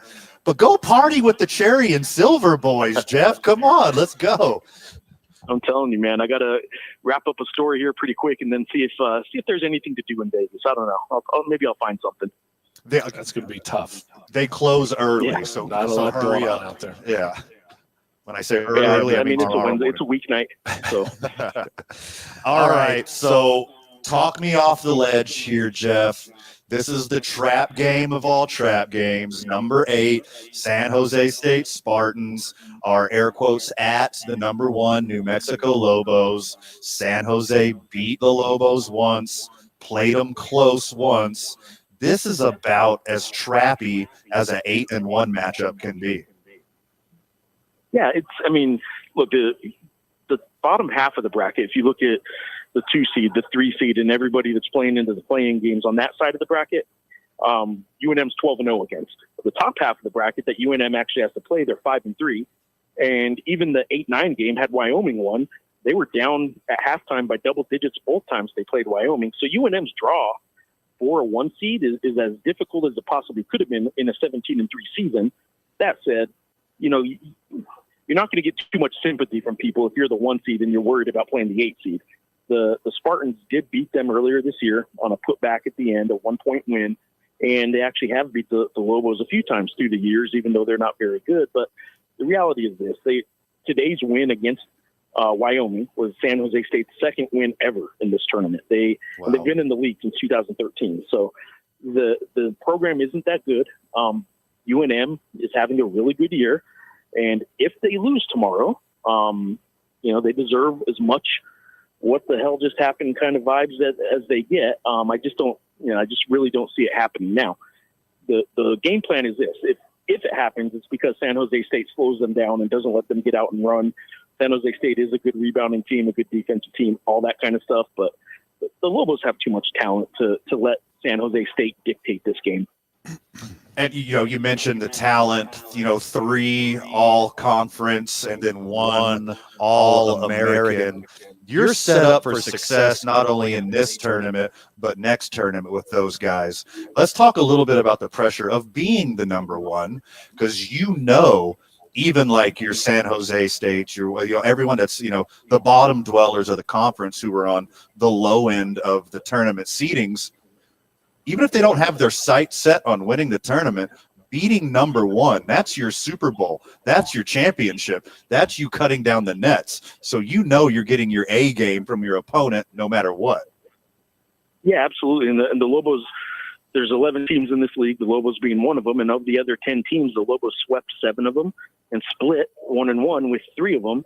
And all 3 of those teams, like I said, are on their half of the bracket. So all 3 of those teams are hoping to get the 2-game, I guess, rubber match out of 3. Right. And really the game of this whole tournament, the 4-5 game, Boise State and San Diego State. The loser of that game may not be in the NCAA tournament, and the winner has a chance to pick up a quad 1 win against New Mexico. So, they're hoping in the semifinals that New Mexico does win tomorrow against San Jose State, who's going to, like you just said, give them a heck of a shot because they're the number 1 seed and they want to keep their season alive. But tomorrow or Friday, if UNM does win, they got a San Diego State team and a Boise State team, both of whom have beat the Lobos this year, but both of whom are also trying to play their way into the NCAA tournament because they're on the bubble right now. So it's going to be tough sledding. As again, the 1 seed's supposed to be protected a little bit and have the easiest path to the championship. They absolutely do not in this championship. Hey, Jeff, it's Steve from the Duke Store. Yeah. Hey, how much have you seen of the team? Have you been able to interview anybody? Is anybody not healthy? Everybody ready to go? Yeah, they're all ready to go. Mustafa Amzil is the big question mark, right? He's the guy that for over a month now has been dealing with the foot injury, the plantar fasciitis, and he's a starter, and Jovan Milicevic, his backup, is doing great, but he is better off the bench. He still may get big minutes, but he is better off the bench. They need Mustafa Amzil to frankly be better. If he is healthy and you're going to put him back in the starting lineup, he needs to be better than he's been. He's been shooting poorly. He's been having some high turnover games, but he's also off and on kind of put together some big games. If you remember, the last time they were here in Vegas, it was January 25th, and it was a 1-possession win against UNLV. Came down to the wire, and Amzil couldn't play the final 9 minutes because his foot was just too painful at that point. And that was when we first realized how bad his foot had been. Well, he played the very next game. That was when they played Utah State and got that big 19-point road win. So it's been off and on where the pain has been so bad he couldn't finish or even play a game, to like one day he just wakes up and it's feeling fine and he goes out and puts up 19 points on the road against Utah State. So they're really hopeful that if he has to play 3 straight days, especially, that they get at least one of those days of absolutely pain-free Mustafa Amzil, because they really need another scorer. When they lost to San Jose State in January at San Jose State, it was one of those games where Nelly went off, Donovan Dent had a good game, no other Lobo had double-digit scoring, and they shot, I think, a combined 34%, the rest of the roster. So the others is kind of how I described it back then in January. If they don't get anything from the others, if all they have is Donovan Dent and Nelly Jr. Joseph, they're in trouble. They need at least a third guy to kind of step up and take charge of the game. Yeah, it seems like the freshman's been playing well. True Washington has kind of been playing well, living up to his name. But I have a question. So what do you think about the NIL and all this talk about everybody who's leaving, who's staying? Is Patino staying? Is he going? How much do you think that now that's a different kind of or added pressure to these players and coaches that there's so much movement these days, and it's partly because of the NIL or the potential money that is out there that if, they continue to play well, I mean, Dent's the player of the year, right? And if he goes out and continues that, then that's great. But is that added pressure for some of these players? I mean, first of all, it's for everybody, right? So if it is added pressure, it's not just for the Lobos or just for any one particular team. It's for everybody. They're all playing for money now. Yeah. And I would say this, that the pressure on a guy like Donovan Dent has already been there. His people, who in his case, happen to be his dad. He doesn't have an agent. You are allowed to have an agent now to work these NIL deals. Yeah. He does not. He has his dad. His dad's been, people have to contact him to start talking about, hey, next year, you want to come here. Here's what we can offer, that kind of stuff. And because it's his dad, I don't think he's gotten nearly as much of that as an agent would, because an agent, schools and coaches feel a little bit safer with contacting me and saying, hey, I know you represent these 5 guys, and here's what we could give so-and-so. And the agents aren't going to go tell anybody about that. But if your guy, if your representation is your dad, it's a little bit more nerve-wracking. So in Donovan's case, he's going to be a millionaire next year. He's going to make $1 million if he stays at UNM. He's going to make $1 million if he's going to make probably $1.5 million if he goes somewhere else. That's how good and how coveted a point guard is in college basketball right now. And I just think that he so far probably hasn't seen that pressure only because his dad is his guy. Yeah. That's a really good outlook. I mean, to your question though, it is something different at this point of the year, right? It's look, Magoon Bois, the talented freshman of the year for San Diego State, he hyperextended his knee 2 weeks ago, right? There's questions: is he going to play tomorrow or not when San Diego State plays Boise State? Well, look, if I'll throw out the scenario. I'm not saying I have any information that says this is true, but here's a scenario that is going to happen in conference tournaments all across the country. He's a talented enough guy. Right. People have probably already reached out to his people. And if they're saying, look, we'll give you $1 million to have Magoon Bois come play for us here at Kentucky next year, why would he play tomorrow and risk that? It's almost like when you're going pro and they say, look, why don't you not play in the bowl game? Don't hurt yourself. You're going to see some of that stuff start happening in basketball. Yeah. So, Jeff, you mentioned needing a third scorer. Steve, you mentioned True Washington. And True, I believe, is the key to Lobo's success in these two upcoming tournaments. When True Washington is on, the Lobos can go step for step, shot for shot with anyone. Donovan Dent's going to do Donovan Dent things. Nelly Joseph's going to do Nelly Joseph things. But I believe the Lobos absolutely need that third scorer, and I think it should be True Washington. Am I incorrect in thinking that the team's success at the end of this tournament and the middle of next tournament is going to all rest on True Washington's shot-making ability? Look, the stats bear it out. He's scored double digits 18 times this year, and they're 18-0 when he reaches double figures. So, yes, when he scores more, frankly, because they don't really draw anything up for him. He's a defense-first guy. They want him to focus on defense. So anything he contributes with his shot-making and his offense usually is just added. So, yeah, it's a big part of it. But what he's really, really good at, what he's at his best at, and when the Lobos are at their best, it's when they're creating live ball turnovers, they're getting steals in the open court, and they're getting fast breaks at the other end.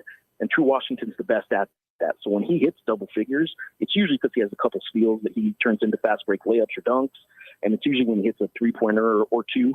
And, the Lobos are at their best when they have that third scorer, and when it's True Washington especially, because it usually means he's really active on defense. So in the tournament last year, Coach Pitino was the underdog, had to come from behind, wasn't favored in the last couple games. Now he's going to be the favorite. How different do you see his strategy changing from last year's tournament being the underdog to this year's tournament being the favorite?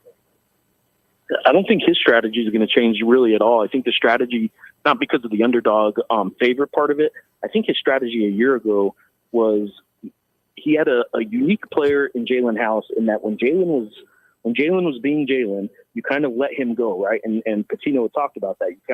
You don't rein him in. You just let him do his thing.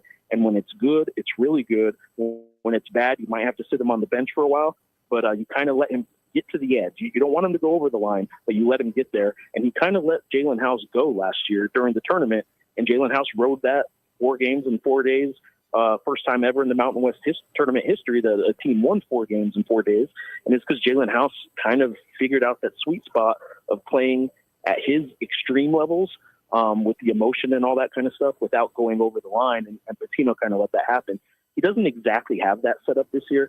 He does have a more, we need everybody on the team to contribute. So if anything changes this year, I think it's only in that he's not really going to rely on one person. I say that knowing that he knows Donovan Dent's going to end up with his 20 points. Donovan Dent's going to end up with his 6 or 7 assists. But he's going to do that in a way where he's not forcing anything offensively or play calling wise for Donovan. Donovan does it so smoothly that Donovan kind of comes up with his points as needed or as it comes to him. Whereas last year, I think he kind of let Jalen say, okay, Jalen, go do your thing.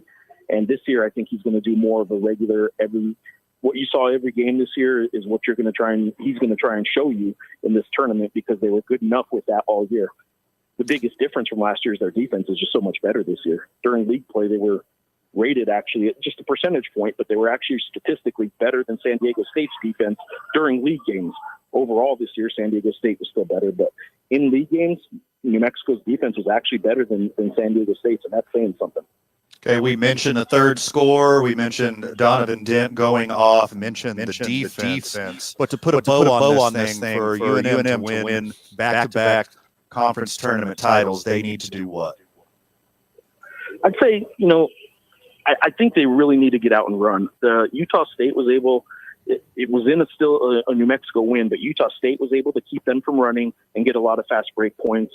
San Diego State was able to keep them running and beat them when they did. So New Mexico's third in the country in fast break points right now. If the other team's able to slow them down, now I say all that, tomorrow San Jose State may slow them down because that's San Jose State style. New Mexico should be able to overcome that. But when they have better competition, and if they win tomorrow, if they have better competition in the semifinals and the championship, they have to get out and run. They cannot allow the other team to slow them down. And if they do that, they're playing what this team is best at, and that's getting out and running. And I'd say they have to dictate the tempo better than they did a couple times late in the season. Jeff Grammer of the Albuquerque Journal. Look, I'm assuming all the friends of the show are already, but if they're not, how do they become fans of Jeff Grammer? Where do they find you? Obviously at the Albuquerque Journal, abqjournal.com. You can also follow me on the Twitter or the Blue Sky, X or Blue Sky. I'm at Jeff Grammer on both of them, and it's Jeff with the G, and Grammer is ER at the end. So I spell them both wrong, but you can find me at both of those places, and I spend way too much time on social media. Jeff, thanks for being a friend of the show. Have fun in Vegas, and we'll be talking to you soon. Appreciate you guys. Thanks. Take care. Cheers, friend. Have a good one. When we get back, more sports and sports adjacent talk here from the Duke Store, Nob Hill Shopping Center. You're listening to Two Men On, 95.9 FM, AM 610, the sports animal. You're still going to see slowdowns.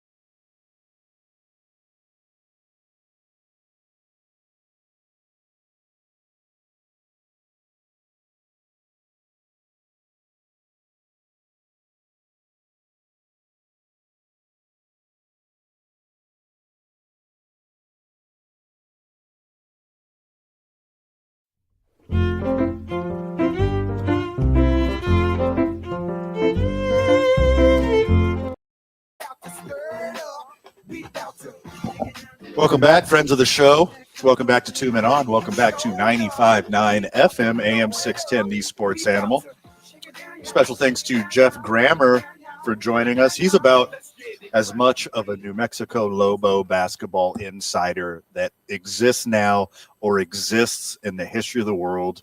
He's as talented and knowledgeable as someone could be, and we thank him for his time. Yeah, he does a great job. Especially with Thorough. tech diffs and kicking him back Yeah. a segment and kicking him back a segment. Yep. You deserve better, Jeff. Thanks for slumming it with us. All those, the way he covers the games, especially the basketball, is just it's impressive. Hard agree. I think the Lobos are insanely talented. They're big 2.5. They're big 2 2.5. If Mustafa can come back, if True Washington can shoot at or above his ability, I think they're unstoppable in the Mountain West tournament. And I think they can make some noise in the NCAA tournament as well. I mean, you saw Donovan Dent, third team All-American. Yeah. That's kind of saying he's the third best point guard in the country. Right. One way to say it. And it's just incredible that we got to watch this guy all season and, you know, knock on wood, all next season as well if they bring him a big enough bag. I think Donovan Dent can lead this team to a Sweet 16 and beyond. But like Jeff said last segment when he was on with us, got to play defense. Yeah. Got to run the court. Got to get those breakaway points. And they got to shoot well when they have good shots. Yeah. Like, It'll be interesting to see. I mean, historically, some Lobo teams go into these tournaments or into all of a sudden, you know, it means something game and they're cold. They can't hit a shot. They're getting run out a little bit early.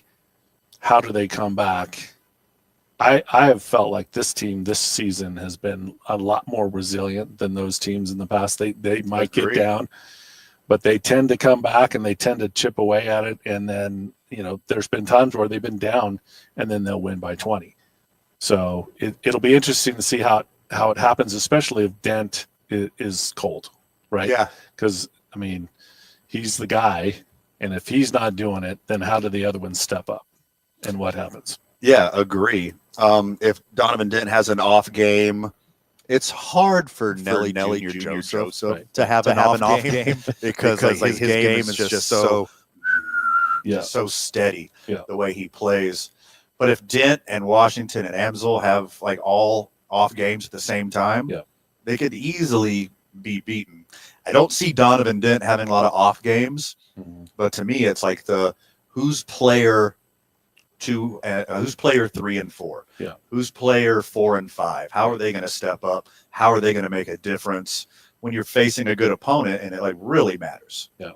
But I guess the good thing is they've seen them all. All the teams have seen each other all season, right? And like Jeff said, there's some teams on their side of the bracket that have beaten them. And I was thinking if the Lobos ran the table, it's hard to beat some of these teams 3 times in a row when they get to the tournament. Facing them for the 3rd time. Yeah. So if you got that one win against them, right, you got that extra boost of confidence. We done it before. We Yeah. can do it again. Yeah. That's the story. It's not like you got blown out by 20 twice, right? And then you're going into the tournament and be like, well, all right, don't get hurt, guys, or whatever. Yeah. So I don't know. I think they're going to play well. I think Patino has a good pulse on the team, and True Washington, I think, like you said too, is the key. There's some times early on in the season where he didn't show up, and but then he's kind of got it together, I think, lately. Hey, Steve. Yes, sir. You make hats. Yes. You sell hats. Yes. You have some of the coolest hat designs I've ever seen in my life. Thank you, sir. We're going to talk about some of the worst. Okay. When we get back, and it's a epic failure on the part of Major League Baseball, and we're going to tell you all about it when we get back. You're listening to 2 Men On 95.9 FM, AM 610, the Sports Animal. 95.9.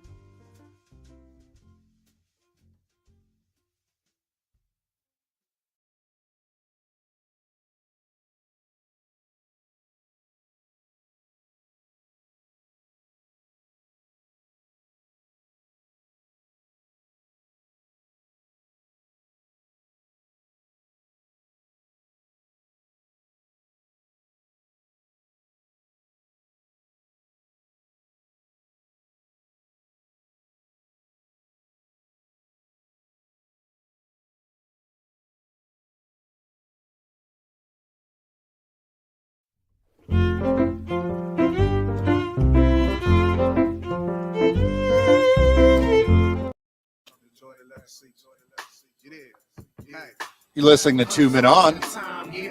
You're listening to 99.9 FM, AM 610, the Sports Animal.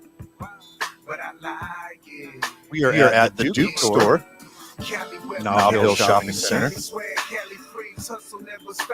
Come get the sweetest merch in New Mexico sports history. Yes, sir. If you can't physically come down here, Steve. Yes. Let's say you hurt, you got a little bum tum-tum. You want the new Albuquerque Dukes hat. Yep. And you hurt your tum-tum. You got to do it from bed.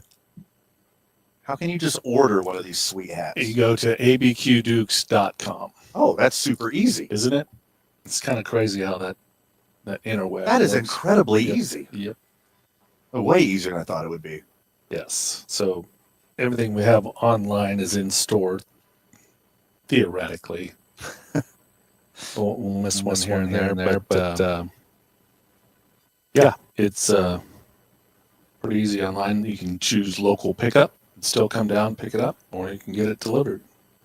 Well, Steve, your hat designs are incredible. Thank you, sir. Your colorways, incredible. Thank you, sir. The quality of the merchandise, incredible.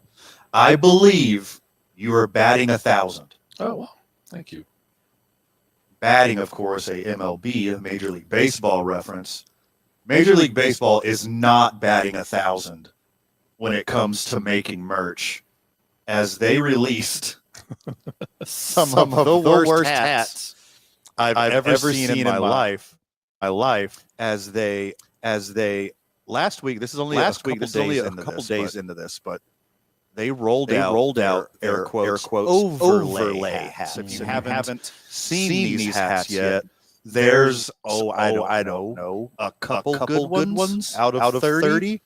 But this is some of the worst branding, some of the worst graphic design, and some of the worst oversight of a project I have ever seen. Friends of the show who aren't aware of this yet, what Major League Baseball did, with New Era, et cetera, whoever else had a part of this thing, they had the name of the city or state or team, usually like whatever is across the chest of your baseball jersey. Okay, you with me? Yeah. They had that over the face of the hat. Yeah. And then superimposed on top of the name of your team or city or state, whatever it may be, usually whatever's on your jersey, is your logo, is your icon superimposed right on top. of the aforementioned city, state, et cetera, et cetera, et cetera. Especially which most of them do have it's a one letter. Yes, most logos, Major League Baseball is a letter. Yeah. Is 2 letters woven together, sometimes 3, et cetera, et cetera. You know Major League Baseball logos. So what did they end up doing is creating brand new words in the English language and sometimes Spanish language, as some of these hats turned out awful. Zay, have you seen these hats yet? I have it. I'm trying to get a peek at them now to see what the hype. Okay, just look up MLB overlay hats. Overlay. I mean, They I are see the awful. Texas one here on this. Okay, Steve, what Steve is doing on StreamYard, he's showing a picture of this Texas hat on YouTube Live, Instagram Live, Facebook Live. You can see visuals right now, not just listen to us. So Steve is showing you a picture of what I think is the worst hat, the most egregious hat, is the Texas Rangers overlay hat. And if you're familiar with the Texas Rangers jersey, you know it just says Texas over the chest. Oh, the Angels is interesting. And if you're familiar with the Texas Rangers hat, it's just the T. But whenever you put a T on top of an X in Texas, creates a new word. What you get is a very familiar word here in New Mexico and Spain, as it recreates Texas into tetas, which we know growing up here, being here, living here, knowing just entry-level basic Spanish, everybody in the world knows what tetas are. Yeah. Okay? And that's why they've taken them off the shelf. Yes. Apparently. It's a mix because these things sold out immediately, and then they took them off the shelves and they realized their mistake. Tetas is the most egregious one, but oh man, I'm tipped. The Angels one's pretty bad. The Angels is awful. Yes. So, are you familiar with the word angels? It's ANGELS. Pretty straightforward. If you put a giant A, which is their logo, over the G and half of the E, I have to tell you what that spells? Anals, like canal. Oh yeah, yeah, exactly. Anals. That's exactly what it is. Yeah. That's exactly what it is. Have you got Astros? Have you got your eyes on what Steve just said? The Astros hat yet? Ashos. That would be ASHOS. I am scared to say what that spells on this very program. Ashos. Okay, still no. Yeah. So it's a derriere, your backside, and then I didn't even. And then a gardening tool. Once you break that one down syllabically, there, Zay. He says it's a backside. Yeah. Yeah, with the H for the Houston. Right? Nope. Separate. Put the H on the next word. Yeah. There we go. Ones that aren't ones that are significantly less sexual but still funny. The Red Sox is Bobon. Bobon. Like legendary baseball player Pedro Barbon. That covered up the S and the T with a B. The S and the T with a B. Says Bob on. It just says Bob on. The Yankees almost spell Yankees. The Nationals with the big W in the middle of it are the Nowls. There's only a couple that aren't letters, and one of them's Toronto. And the Blue Jay logo covers the word Blue Jays except for BLYS. Bulls. Yeah. Cool Bulls hat. Miami is MMMI. Okay. Chicago's is the best one. Okay, which Chicago? Literally, it's just Chicago. The Padres, that one actually looks cool. If you take a look at the Padres one, that looks cool. The Rockies, I like how they did theirs. I think you're on to something, Zay, because Chicago is the only one that looks like the actual word.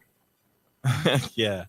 When you look at the I think Padres, they probably made Chicago first and was like, oh, this looks great. Let's do it for everyone and have no one proofread these. Yeah. And submit it. Detroit. Arizona is Ariana almost. A-R-I. I'd wear that Rockies one. The Rockies one and the Padres one. Those two pass the test as well, in my opinion. Yeah, these are something about the Rockies one that just fits better than all the other ones. The Cardinals is the Carstals. The Dodgers just looks like it's a mistake with LA. Yeah, right the over Dodgers the top is of really Dodgers. bad. Yeah, the Twins as well. It looks like a misprint. A lot of them look like misprints. Like, oh no, you had the plans for two hats and you made them both at the same time. This is like, you know how that little trend of printing upside down in a half, arch. Yeah. Somebody said, "Oh, we should just put the logo right on top of the nickname of the team." Yeah. Aren't most logos also letters? Don't worry about it. Yeah. It'll be fine. People will love it. Yeah. What's really funny is how late it took me to get the Astros. that just took me a long time. Yeah. Yeah. It's incredible. I kind of want to order one because of how awful it is. I'd like to get the Texas hat. Not one person just proofread these. There's not one quality control person at Major League Baseball and New Era that understands either Spanish and or hip hop culture or the reason a lot of couples break up. The Cleveland Guardians, you can't even tell that's a Cleveland Guardians hat. Because no one knows what that is. Because it spells guacans. Guacans. It takes out the D. I could go for some guacans and the right now. I. Yeah, so it's guacans. Cincinnati is not bad. That's almost passable. But the rest of these hats are absolutely terrible. Yeah, you have to see them to really get the full effect. But Philadelphia is the Fippies. The Nationals are the Nowels. They're almost narwhals.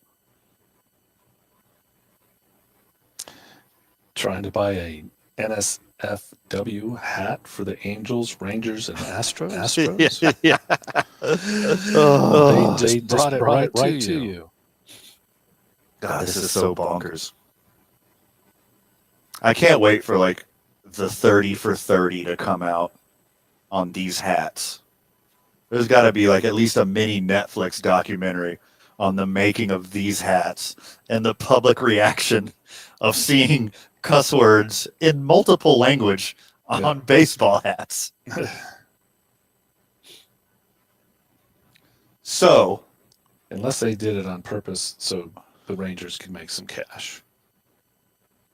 If we were to superimpose, I was looking at that, the Dukes logo on top of Albuquerque, because you got the Dukes, the special unique Dukes font. So if you put the Dukes logo on top of the word Dukes, it would just be dues, like you're paying dues. Yeah, that's pretty good. Yeah. Or if you put it right in the middle of Albuquerque, it would be Alki. Yeah. Oh, hey, I'm one of those. Yeah. I don't think it creates an issue. We wouldn't have to pull them after we pull them up. I think you guys would be safe. Yeah. One more segment, and we wrap up the program here from the Duke store with no offensive hats whatsoever. For now, you're listening to Two Men On, 95.9 FM, AM 610, the Sports Animal. This traffic update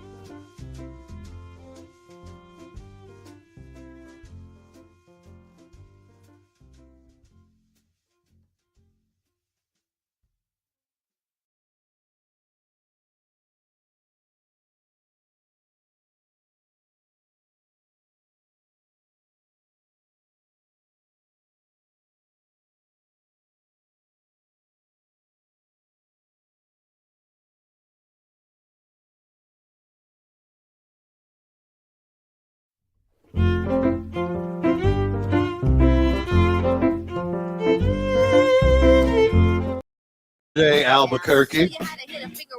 Thanks for joining us, however you join us, whether it's live on 95.9 FM AM 610, The Sports Animal, or Facebook Live, or YouTube Live, or Instagram Live, or you're listening sometime from the future on Spotify, Stitcher, Apple Podcast.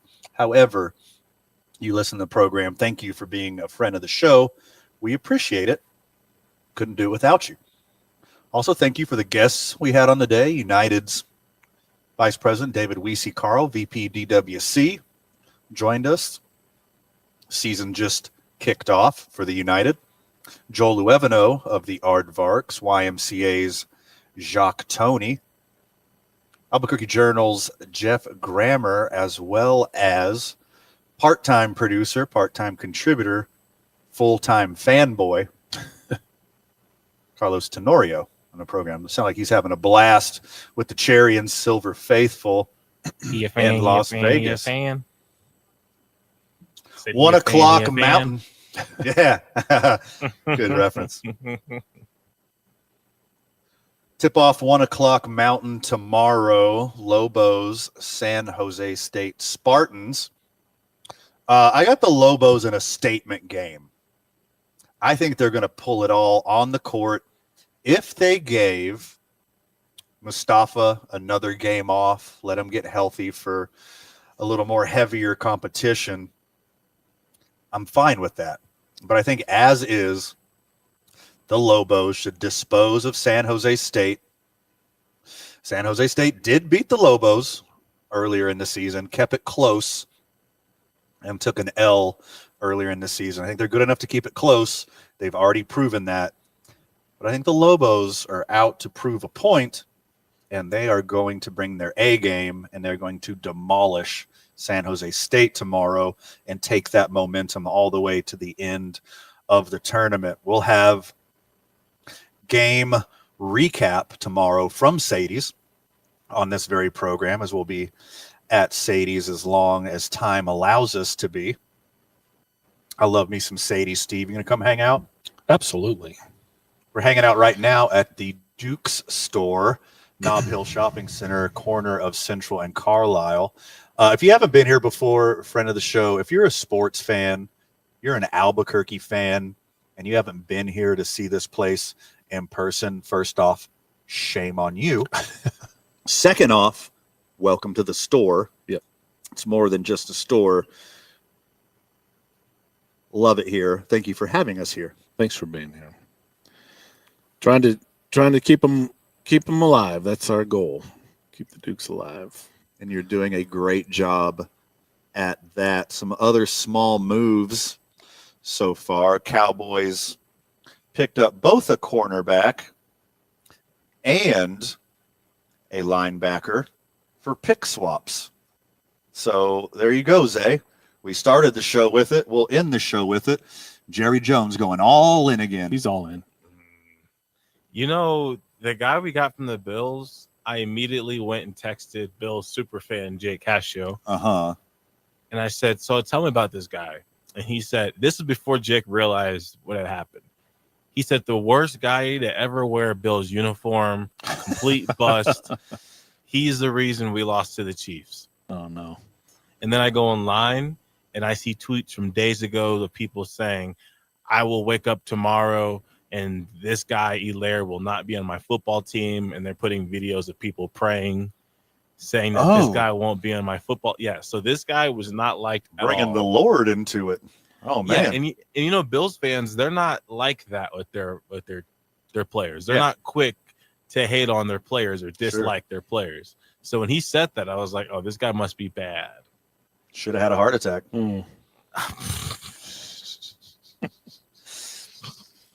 All right. He got re-signed. Cougars of the country rejoice. Garner Minshew officially released. Garner Minshew going to be QB2 in a city near you, ladies. You're welcome. Yeah, the Raiders are, I don't know, making some moves. With Tom Brady over there, I don't know. They might show up next season. Well, you think like every free agent every person on the trading block. Historically, Raiders, not so much. Right. Now, with Tom Brady, they're like, wait, hold on. I get to play on Tom Brady's team? Yeah. Like, it's super enticing for anyone now. Yeah. Nothing I hope against the so. Davis family, but you're on a downswing. I hope so. For the poor Raiders fans out there, Yeah. I hope their team could put together. I don't even know, in my actual time of being an NFL fan, I don't know what it's like to have an NFL with the Raiders being relevant. It is I don't know what that's like. awesome. When the Raiders are good and competitive and playing playoff caliber football, the NFL is better. Well, hopefully it comes sometime soon. It won't. Yep. I'm Hell looking of a program today. Thank you so much for joining us. Thanks again to all the special guests who joined us. Thanks for the contributions through call and text from the friends of the show. Steve Palmisano, final words? looking for a new NFL team. So Okay, keep he's on my the eyes market. open. Yeah. You're not going to go all Look in at on the Zay. Cowboys? Zay? I'm sticking strong with the Cowboys. You It'll don't be know good any night, better. Steve. He It'll needs be a another good night. Zay needs another decade of disappointment. Friend of the show, you stay safe out there. Cheer for your Lobos tomorrow, and we will see you tomorrow, Burke. The Offspring is coming to Albuquerque. You got it.